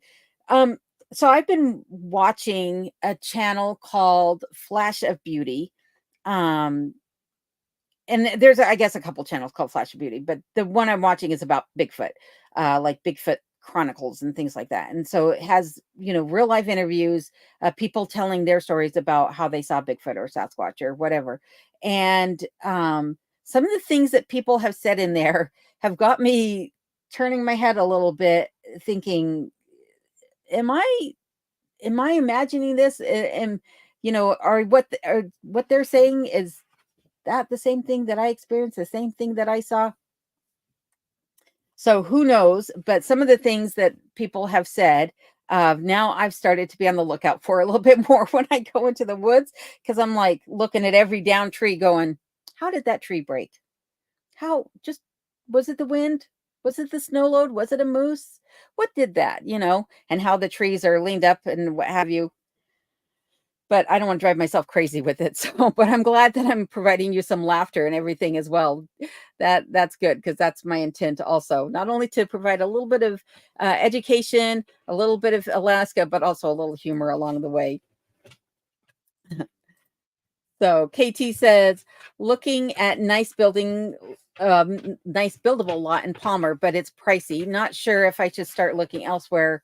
Family would love Palmer. If you have a family living with you, then yeah, living closer to one of the, more populated areas is always good, because you're closer to stores, you're closer to other conveniences that are there, doctors and what have you. But it doesn't hurt to look elsewhere also. But you're going to pay for it in other ways. So what I don't pay in taxes and things like that, like I said, in the more rural areas of Alaska, the prices are higher on just about everything. And if you're not willing to pay those prices, you pay for it in the gas to get into the metropolitan areas, to get the materials and then get them back home, whether that's groceries or building materials, what have you. So just something to be aware of for sure. And I'm going to skip over that one. That one is a message between Cut the Cord and Madhu. And Rob is saying that he is going into town on Thursday. That is fantastic. For those of you who don't know about Curmudgeon lives in Chase, Alaska. And like I said earlier, they are on the train stop. So they have to take the Alaska Railroad to get into town when they go, which is not that often. I think they hit in town way more than I do, but still not that often for sure. And Colorado Prepper said, my bear didn't fully hibernate this year. He came out in December to check out my new car, paw print on the rear bumper, and scat present at the rear of the car. Yep. That's what I was trying to say, is like, they don't sleep all the time for sure. So winters, you just never can be sure that they're in hibernation. And Scott P says, is anyone in Alaska fan group for YouTubers you follow? If not, does anyone know how to start one? I do not know how to start one. I don't know if there are any. I think that would just be in our comment sections of our videos and in the chats. But that's a great question, Scott. So if anyone has an answer to Scott, let's get him his answer. And Rob is saying a few of us post channels on our videos and our pages. Yeah, so you'll see, like, I'm always mentioning other channels in my videos. Rob and Alaska Cut the Cord and Simple Life and other channels like that. They'll put, uh, they'll talk about how they're friends. Like, check out our friends' videos, check out Curmudgeon, check out Alone, check out whoever, right? In the description of their videos. But that's about all I know. So, let's see here. Steven says, where did you live before moving to Alaska? So I lived in the Denver metropolitan area of Colorado, but from the moment I got my driver's license, until the day I left Colorado, every weekend I was out in the mountains, just constantly going in the mountains, for fishing or just driving around or whatever. The mountains is really where I wanted to be. So, uh, but I was living in the metropolitan area because that's where my work was. And Colorado Pat Kraut says, oh, well, Colorado Mountains is a mini Alaska. Yes, it is. It definitely is. Like I said, this is Colorado on steroids with an ocean view. And let's see here. Still going. Dear Haven says, need to prep for a webinar. Good night. And thank you for the chat. You're welcome, Dear Haven. Thank you again for being here. Greatly appreciate it. And Ira says, thank you, Alone. My mom had some issues last week, but now happy at home and eating her chocolate ice cream and watching you. Well, that's awesome. Ira, I hope she enjoys her ice cream, and I hope you enjoy that 70th birthday. So I'm glad she's feeling better too. Or at least I hope she's feeling better, but at least she's happy at home for sure. And JR says, so have friends in Montana. Oh, South Oregon. That's where JR is. South Oregon, and has friends in Montana. He was talking to somebody else. Sorry about that. Jim T says, I'm old and slow at 72. Wanted to move to Alaska in the 70s, but never made it. Yep. And I didn't want to be in that situation where when I got older, I was looking back at my life and thinking of all the things that I wish I had done. So hopefully, for those of you that are in that situation where you're just like, man, I wish I'd done this years ago, because now I'm in a situation where I just don't feel like it's the right thing to do. Hopefully, by watching my channel and the other Alaska channels on here, you're getting to live vicariously through all of us and enjoy Alaska through our experiences. So thank you for being here, Jim, though. I appreciate your comment, because it definitely holds true for a lot of us that are like thankful that we did it when we did. And we feel for those of you who missed out on that opportunity to come up here and live the life. Oh, no. And there went the camera again. One more second, folks. Hopefully I can get it to just restart this time. Maybe. Let's see here. Looks like I'm still going. Yeah, I should be back. Okay. Silly camera. There we go. And Bill Dixon is sending prayers to cranky Aunt Linda. Thank you for that, Bill. I know she appreciates that. Mike G says, how often do you practice shooting your sidearm, just in case you have to use it? I practice quite frequently. I don't practice as much as I should. That is for sure. But I wouldn't say that I don't practice. I'm trying to think. Maybe this sounds really bad when you say it out loud. Probably at least once a month, but not more than that, if that makes sense. And I probably should practice more often, because I was thinking about this recently, when I was putting my gun belt on, and the jacket I had swung over my holster.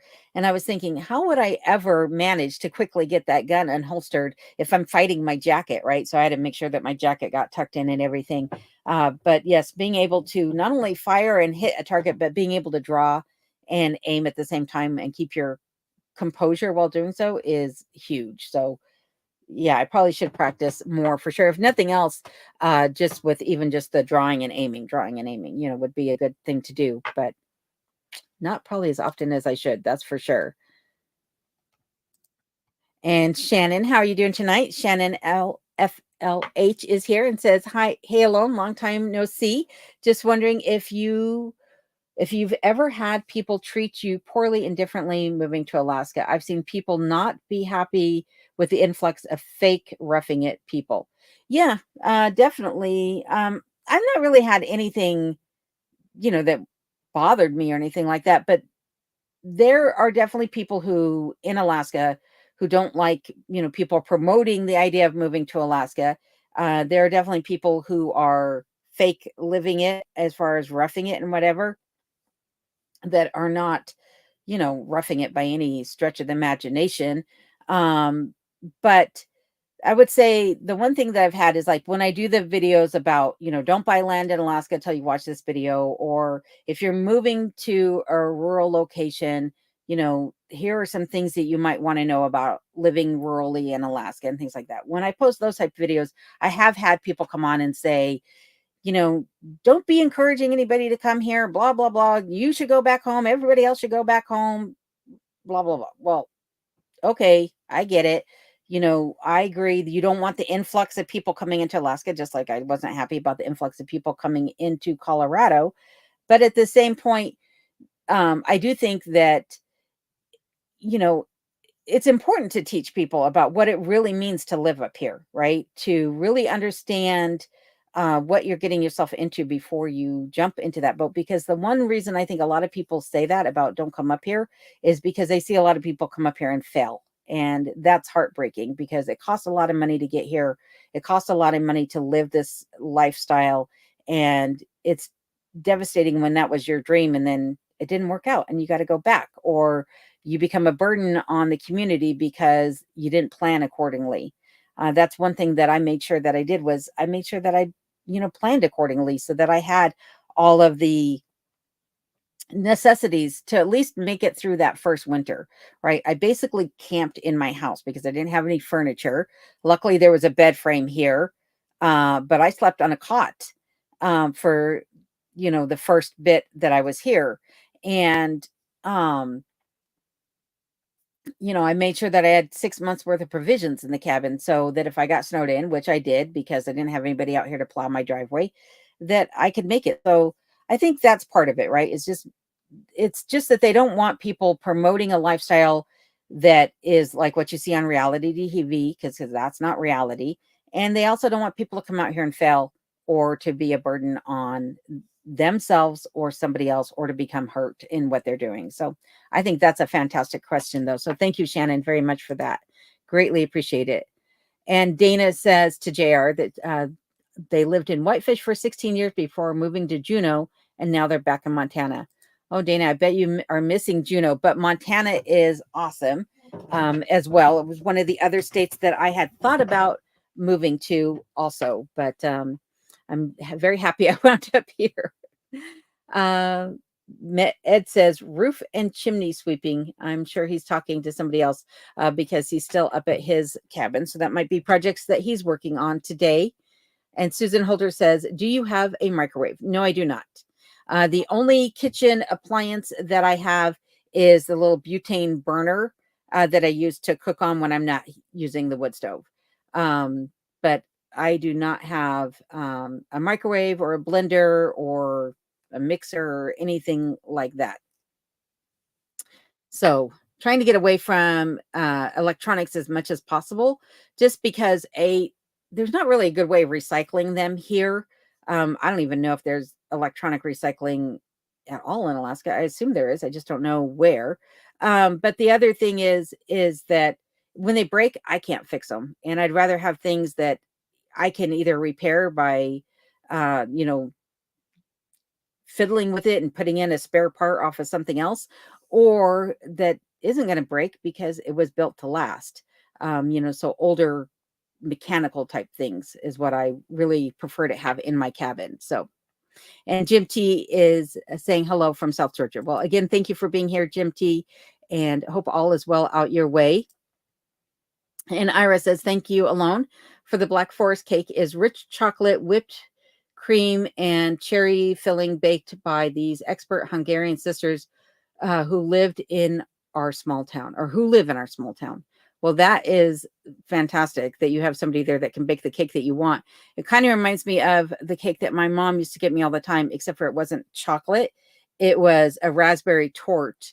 And, so it's just a white cake with raspberry filling and Bavarian cream, and then, the frosting on it, which I'm sure was a buttercream. It was absolutely fabulous. But she would get that every year for me from a baker, back in Lakewood, Colorado, and yeah, I'm not a big cake fan, but there are a couple cakes that is just like, "Yeah, I'll take a slice of that. That sounds really good." And Cranky and Linda is saying to Lee and Maine, Ashley and Bill, thank you everyone for your support and your prayers. Our thoughts are always with you, Linda. We hope that you are going to pull through this just fine for sure. And Colorado Pepper is saying to Ira, save me a slice. I'm 73 on Sunday. Well, happy birthday to you too, Colorado Pepper. And yeah, maybe we can all just get cake sent to us. That would be good. Dane, let's see. There's another. Old School is saying to Old School said Ninja lol. More like old and fat. I did upgrade my phone lately. Oh, finally. He's talking about his technology skills. Old School Alaska is. When you were saying Ninja, I was thinking, were you reading my mind? I don't remember talking about that because there is a podcast, or I don't know what it is. I think it's podcast, but their title of their podcast is Butterflies or Ninjas. Well, I happen to think that moose are ninjas, because they can disappear into the woods so quickly, and the trees that they're going in between are like this wide, right? And the moose is this wide, and like the footprints stop at the trees, and then they don't continue, and the moose is gone. So I swear, moose are ninjas. Uh, so that's what I was like. Did I say that out loud? And My Wild Home, again, another fantastic channel that everyone should be watching, is here. So thank you guys for being here. Says hello. How are you tonight? Glad we made it to your live. Well, thank you for that. I greatly appreciate it. I need to go and check out your guys's next live as well. So hopefully we have their link posted someplace right here for everybody. So if you haven't already, please go and check them out. And let's see here. Dana says to JR, nice, too close or closed off for me. I would have stayed if I had moved up by the Anchorage somewhere. I'm a nurse, so I need to be by a hospital. That makes a big difference for sure. Having your type of work around where you are is a big thing, unless you want to travel for work every time. And let's see here.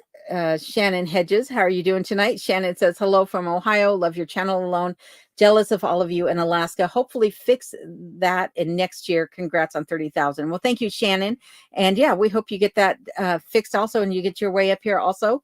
And again, another person from Ohio. So nice to have all of you Ohioans here tonight with us. Greatly appreciated. And Lisa Philly says, hi, Alone. Kenai seems like such a laid back dog and playful. Would he protect you if anyone or anything tried to harm you? Yes. He is very protective, absolutely protective. Even when my kids were around, if my kids started talking loudly, he would come right by me and get between me and my kids. And I always had to tell him, they're just playing. They're just, that it's fine. Calm down. But he is very protective. So I'm very, very thankful for that. And he is very playful too, other than when I'm filming or talking on camera, because he's like, I am not going to get involved with that camera. He just does not like the camera at all. Let's see here. Mild Home is thanking Rob for dropping their channel link. So again, be sure to check them out.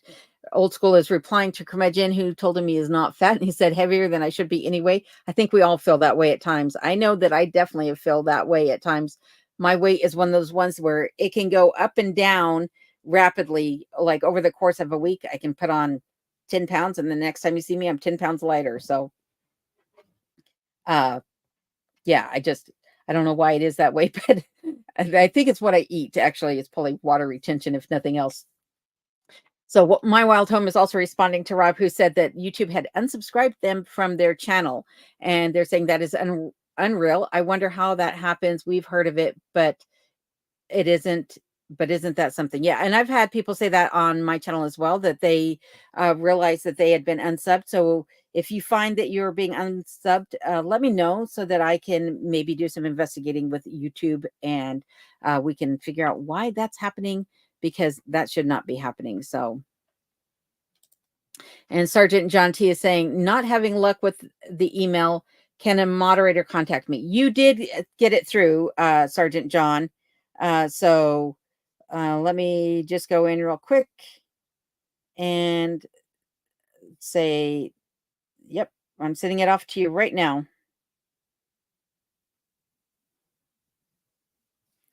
There you go. Let's see here.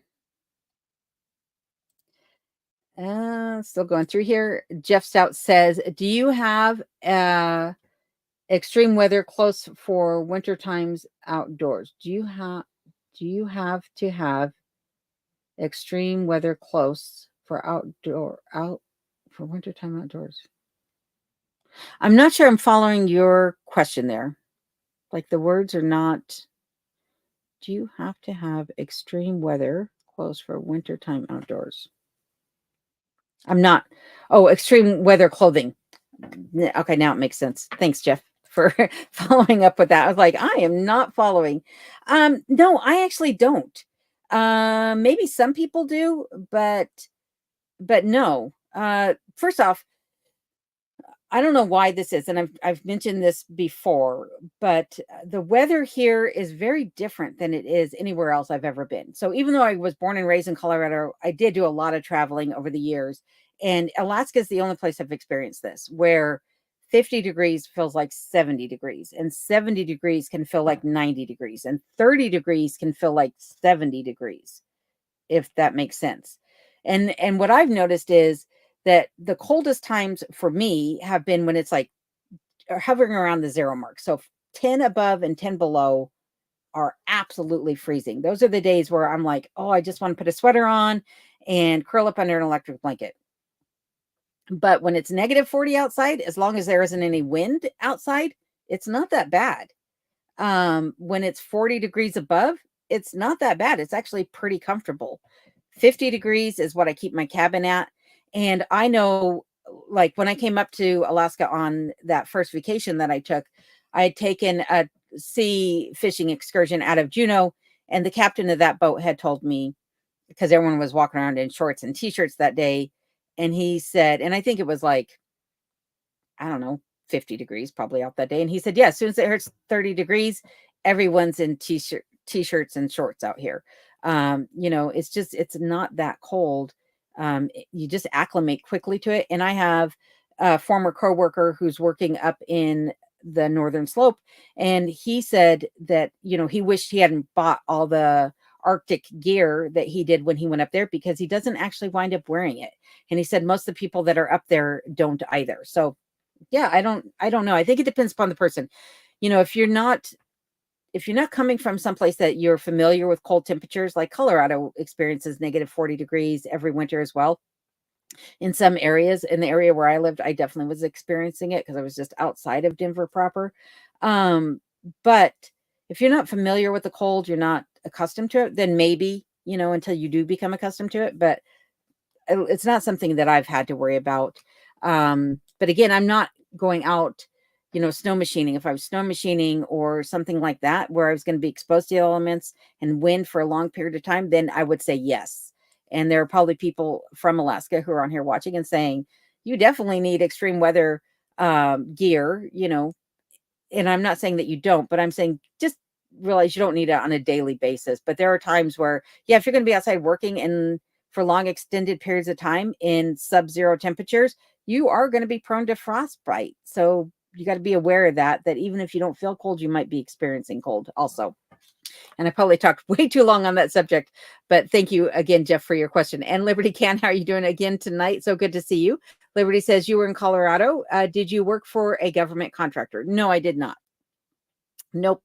I was in broadcasting, telecommunications is what I did, but I was a inventory specialist for a company back in Colorado. So I'm trying not to say who I worked for, just, because I kind of like to keep my privacy private. So, but yeah, I was back in Colorado, but did not work for a government contractor.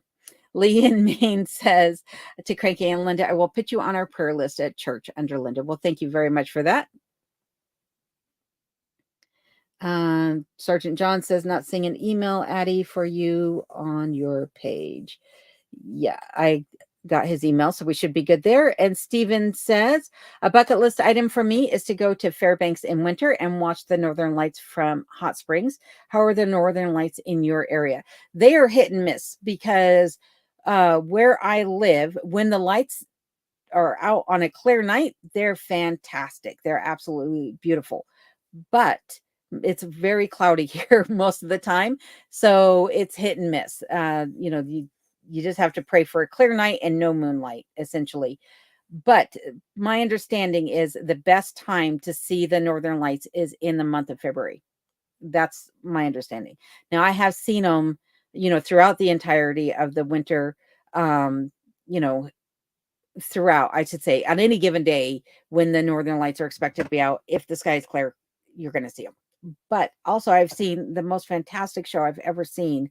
The Sky put on was in August when my son was here with his friend, and it was brilliant for like an hour straight. I mean, I had such a kink in my neck from looking up at the sky and trying to film it all. So I hope you get to see those northern lights, whether you're in Fairbanks or anywhere else. But I would also say getting away from the light pollution will also help you see those northern lights much better. But I've seen some fabulous photography come out of Fairbanks for the northern lights as well. So, and Rob is reminding everyone to give me a thumbs up. So thank you very much for that, Rob. I do appreciate it. Willie said, I visited Alaska living on an icebreaker when I was young. That's pretty cool. That is awesome. That is not something you get to hear people say very often. So I bet that was just like a dream come true, an experience of a lifetime is what I'm trying to say. That is fantastic. I'm like reveling in that comment because that's probably the coolest thing I've ever heard anybody get to do, actually. That is very uncommon. JR says, when people get older, they regret what they haven't done as opposed to what they have done. That is true. That is absolutely true. One of the things that, like, I do have some regrets in life, right? Like, and one of my regrets is that I worked so hard for so many years. And it's a double-edged sword because if I hadn't put in the effort and the time, I wouldn't be where I'm at today, right? It was the dedication I had to my job that landed me where I'm at. But in that same breath, that dedication to that job cost me years and memories with my children and my parents and my family. And in retrospect, I kind of wish I hadn't put in all the hours that I did with my work, because I used to work 16-hour days, and my job was really far from actually where I was living. And so, it was like 100 miles round trip every day to get to work and back. So I kind of wish that I had been a little bit wiser with that for sure. And Colorado Pepper, sorry, I skipped over your comment there. It says, I would go driving every weekend in the mountains till I moved up here 10 years ago. Yep, exactly. That was the thing. It was like, I just wanted to be in the mountains. Every time I would be coming home from the mountains, heading back towards the city, I think I'm going the wrong direction. I need to be going back into the mountains, but I didn't live in the mountains. So raised in Alaska. Thanks for being here, by the way. It says, haha, none of us get to practice as much as we should. That is true. So again, raised in Alaska is the individual I was telling you guys about that recently just outfitted a trailer also. Like I said, I assume that the trailer you outfitted, Ray, is for hauling your equipment. A toy hauler is what I'm trying to say. But either way, you guys should go check out his channel and check out his recent build. Even if you're not into that type of thing, just know that he shows all sorts of things on his channel, but a lot of it is very scenic because he is always out and about in the backcountry of Alaska.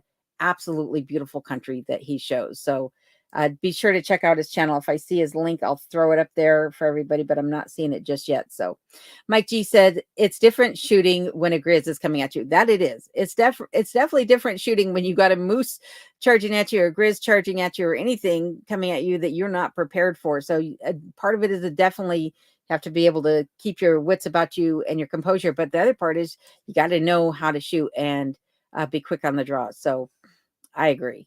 Yes. Dana says, hey, Lone, do you still have standing water at your place or is it starting to dry out? So I really don't have any standing water right up in front of the cabin or on the sides of the cabin. Most of that has dried out. Further out on the property, I definitely have some standing water, but it's in areas where I'm not really traversing a whole lot, so it doesn't really affect me. But doing the trenching that I did this year out front, that helped a lot. The other thing is like after I get some electrical work done on the property, then I just thought of something. Sorry. After I get some electrical work done on the property, then I am going to have the driveway regraded and put some rock down. So hopefully next year I'm not dealing with the mud and the water will have a place to channel away from the property on. And JR says that is what 4570s are for. Yes, that is what 4570s are for, is for the bear. But I don't always have the 4570 on me when I'm outside. The 4570 is by the door, so that if I need to defend the cabin, I can do that. But yeah, I don't always have that one on me when I'm outside. So, and shooting the 357 that I carry at a bear would probably be a little bit difficult to hit target. But let's pray I never have to do that. So. Let's see here. Race in Alaska is saying hello, peeps. Great to see you. And if I didn't say it earlier, glad to see you too. Medicaid is saying Alaska actually lost population overall between 2010 and 2020. Yeah, that's because there's no work up here. That's not true. There's tons of work up here. There is tons of work up here, but it is hard to make a living up here. It is hard to survive up here. You have to be a very determined individual to live up here. That's for sure. And Mike G is saying you got that right to JR about the 4570. Raised in Alaska says Alaska is great, but it is a hard place to live. It is different here. That it is. Yeah, it takes a lot to be able to survive up here for sure. Shannon says, thank you for your honesty. Excellent answer. And I totally understand what you were saying. You're welcome, Shannon. And thank you again for the question. Greatly appreciate it. Ridge Runner 907, thank you for being here. Said, glad I left Alaska. Don't ask why, or I will tell you. Lol. Not saying where I went. Kept that secret. Yep, I totally understand that. But yeah, there's a lot of people that get up here or were born up here and don't like it. In fact, it's funny, when I was selling my property, I was talking over the fence to my old neighbors and I was telling them where I was going, and the neighbors just to the north of them had just bought that property and had just moved in there. And when they heard where I was going, they heads turned real quick and they said, I don't mean to be butting into the conversation, but did you say what I think you said? And I said, yeah, I did. And they're like, nobody goes there. Nobody in their right mind moves there. And I just kind of laughed and I was like, why do you say that? Like, how do you even know about this? And they're like, because we just moved from there. So we know nobody in their right mind goes there. I got a big chuckle out of it. So yeah, there are a lot of people that just are like, get me the heck out of Alaska. So I can understand both sides of the coin. And 1968 Alaskan Sourdough, another fabulous channel again, that I do recommend highly people check out, is here and says, I have seen many that came to Alaska lately and have to give up due to hardships, health, or financial. Helps to know somebody here before moving. It can be a rough start. It can definitely be a rough start. You know, and I don't recommend anybody doing it the way I did it, for sure. Like, I don't recommend anybody come up to an area where they don't know anybody. They don't have all their possessions with them, right? They're basically camping out for a year, not knowing what they're going to encounter, not just in wildlife, but in situations and things like that. I definitely don't recommend doing it the way I did it. But I am very independent and very stubborn and very determined. I don't give up. Just ask my friends. They'll tell you I'm kind of annoying because I won't stop. But to Sourdough's point, yeah, it can be very difficult to make your way up here in life.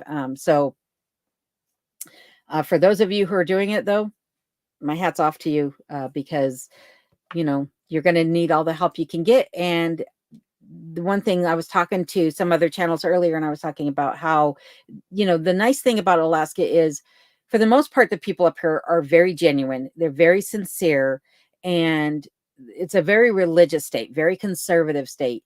And they care. The people up here in Alaska care. And it really is a community. And it isn't just a community in the small area where you might live. It's a statewide community. Like, the Alaskans look out for other Alaskans, and we care about this state, and we care about the environment of the state, not only the land and the agriculture and the fisheries and the wildlife, but the state as a whole we care about. So that is one nice thing about Alaska, is that it is a true community of people up here. It's close knit, even though you might be spread hundreds of miles away from each other.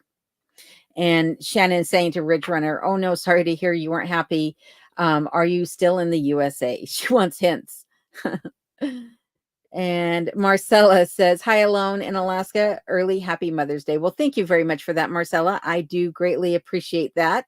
And happy Mother's Day out there to all of you out there that have children also. Matt AK says, "Lots of days where I wish I would have stayed, even with all the issues at the cabin and the drama behind the scenes."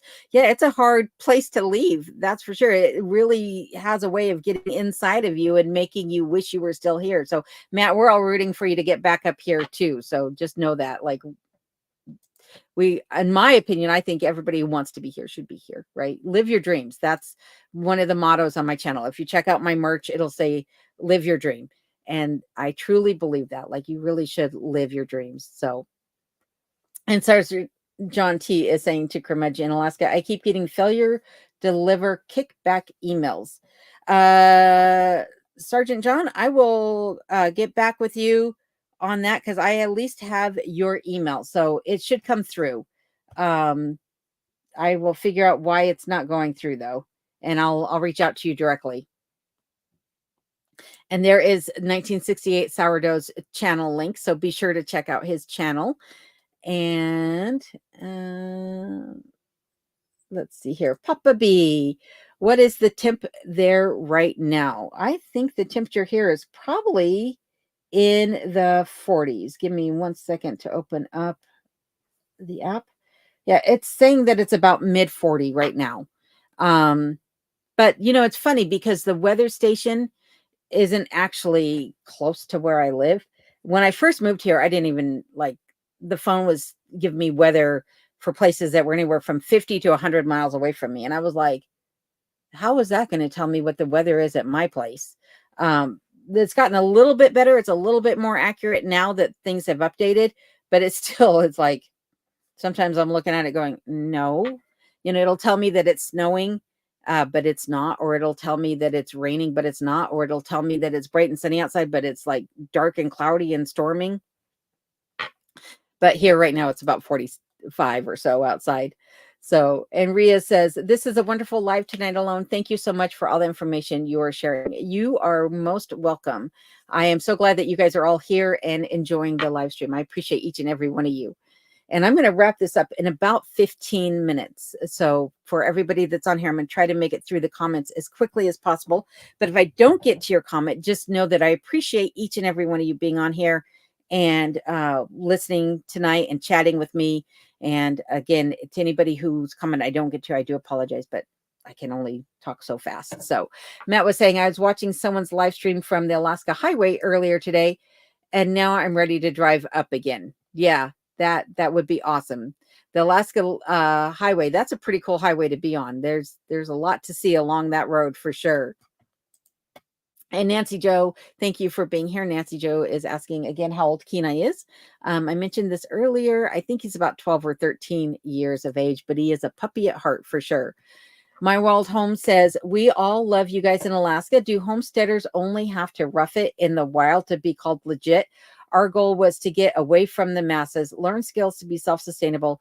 We are on our way." Yeah, I'm not roughing it by any stretch of the imagination. Like, I mean, if you watch my channel, you know that I'm not roughing it here, right? Like, I have what my friends refer to. Oh, my camera stopped again. I do apologize, folks. 1 second.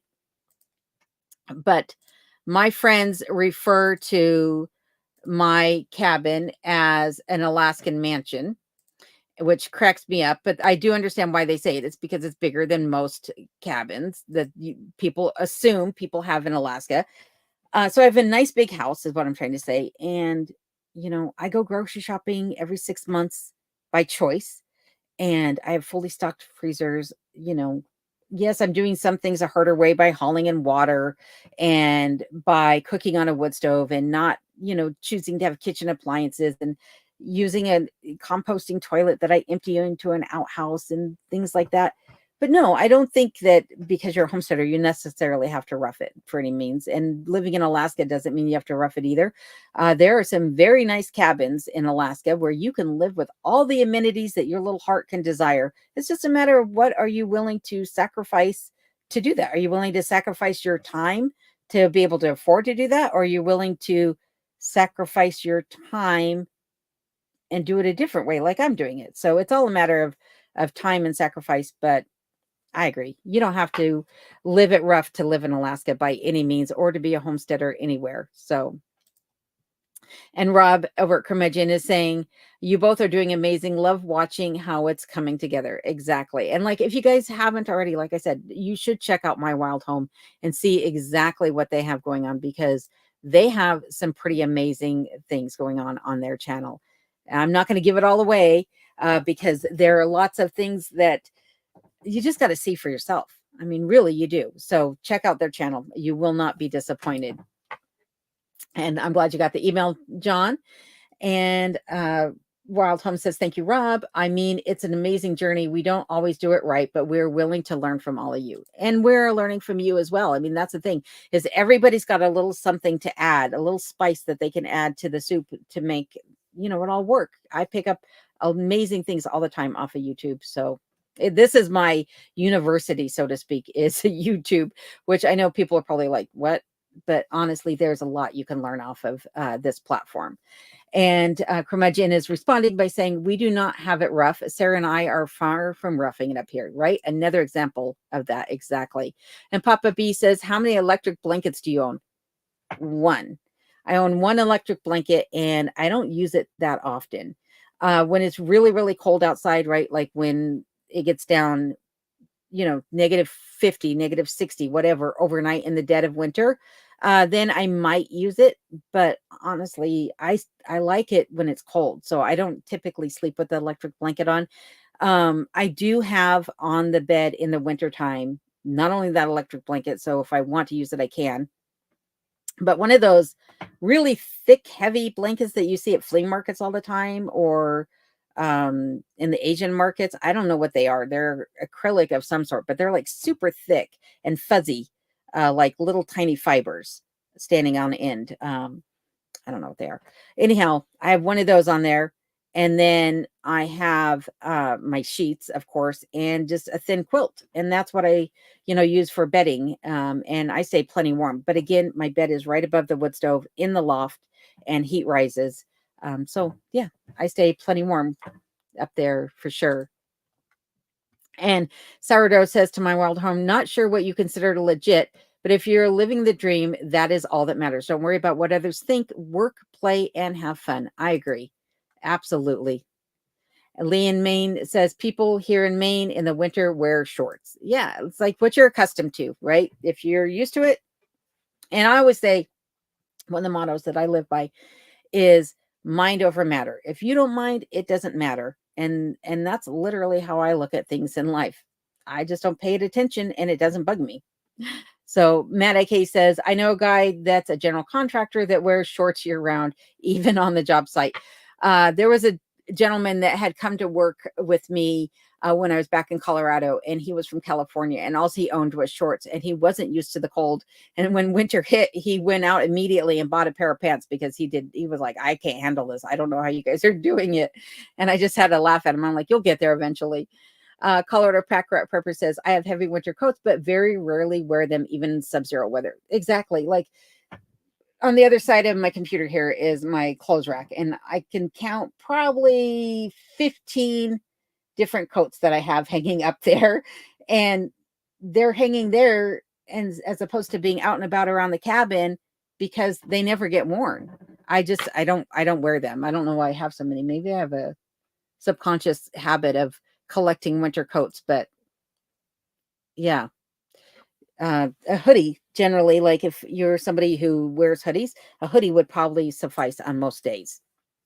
Papa B says anything below 50 degrees Fahrenheit and I'm freezing to death, but I'm from the deep south. Yeah, again, it's what you're accustomed to. Robert Bartman, how you guys doing tonight? Robert says, hi alone and all in the chat. I missed the live because I was watching Truck House Life. Timmy was in Thompson Pass snow machining in the mountains. It's crazy how they ghost ride their sleds. It is crazy. That's what I was talking about. In fact, I saw him up there the last time that I was going through, if not the last time, the time before that. He was right there at the glacier. The Worthington Glacier is right where he was. But yeah, the people up there snow machining are amazing to me because it's avalanche country, and the things that they do on those snow machines, it's pretty amazing for sure. So more power to them. I hope they're all safe. That's not anything I'm interested in. Like, I like snow machining, but I don't want to do it on an avalanche prone mountain. That's for sure. Colorado Prepper says people wear t-shirts and shorts and thong shoes here. So flip-flops is what we call them here, or what I call them in my house, in my head. Flip-flops, thong shoes.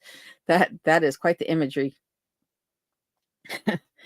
RMO 24. Renee, how are you doing tonight? Renee says, hi alone. Hope you're doing well. I am, and I hope you are too. Glad to see you here. Sorry, I'm still laughing at that comment.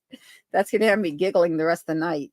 Robert Bartman said, they ski or snowboard down to them. They ski or snowboard down to them. Woo! That is quite the sport there. Yeah, I don't think I would do that. He's still talking about snow machining in Valdez on Thompson's Pass. And NTD Wood says, good evening alone. Happy spring. Happy spring to you too. Good to see you in here again. Hope you're doing well. And Julie McFiggins, hope you're also doing well, who says, good evening alone. Nice to be with you tonight. Well, thank you. I'm glad that I'm able to keep you company and everyone else as well. And Papa B says, when is the 40 days of night? The 40 days of night is actually up on the northern slope. So that is going to be basically from like right before Christmas until the middle of February or whatever. I think right now they still are having like 2 hours. No, 4 hours. Their nighttime right now is 4 hours long up on the northern slope. But it won't be long, like maybe just a couple weeks, 2 weeks maybe, and they'll be at 24 hours of daylight up until then, like October or something, and then it'll start to dwindle, and then in the dead of winter they'll have the 40 days of night. But like for here and most of us in the southern portion of Alaska, in the wintertime we're going to have about 5.5 maybe hours of daylight, and then for several hours on either side of that it's kind of dark, but it's not really nighttime. And then you're going to have a really extended nighttime. And then on the opposite end, like right now, here the sun's going down at 10 o'clock at night, but it's still light out at 11, or even close to midnight. It's still semi light out.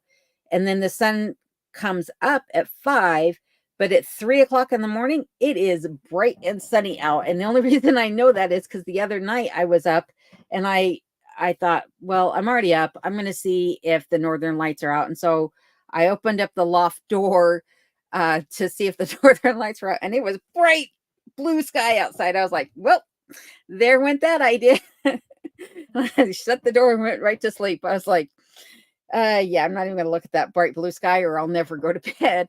But that was at 3 o'clock in the morning. And like I said, at 11 o'clock at night, it's still bright out. And in a couple of weeks, right, about a month's time from when the summer solstice is, so a month and a half, basically, from now when the summer solstice is, it'll basically be light out 24 hours a day even though the sun technically is setting, but it's just barely going below the horizon. And in the wintertime, it just barely comes above the horizon in this area. At my property, it never makes it above the tree line in the wintertime. It's about halfway up the tree line is all it is. So I hope that answered your question in a very long-winded way. Sorry about that. I do have a tendency to get lost down a path, don't I? Lee in Maine says, I've seen the Northern Lights here in Maine a few times. They are a sight to see. That they are. And I do definitely say, if you're going to watch the Northern Lights, have a camera ready. And, you know, the camera is going to make all the difference in the world when you're watching the Northern Lights, for sure. Because to the naked eye, they look different than they do in the camera. And Steven says, good night, everyone. Work tomorrow. Blessings alone. Blessings to you too, and to everybody else. And I hope you have a good day at work tomorrow and a good rest of your evening. And again, thank you for being here. Cranky Outlander says, I have an Arctic expedition coat given by a concerned friend. I can't unzip it all the way.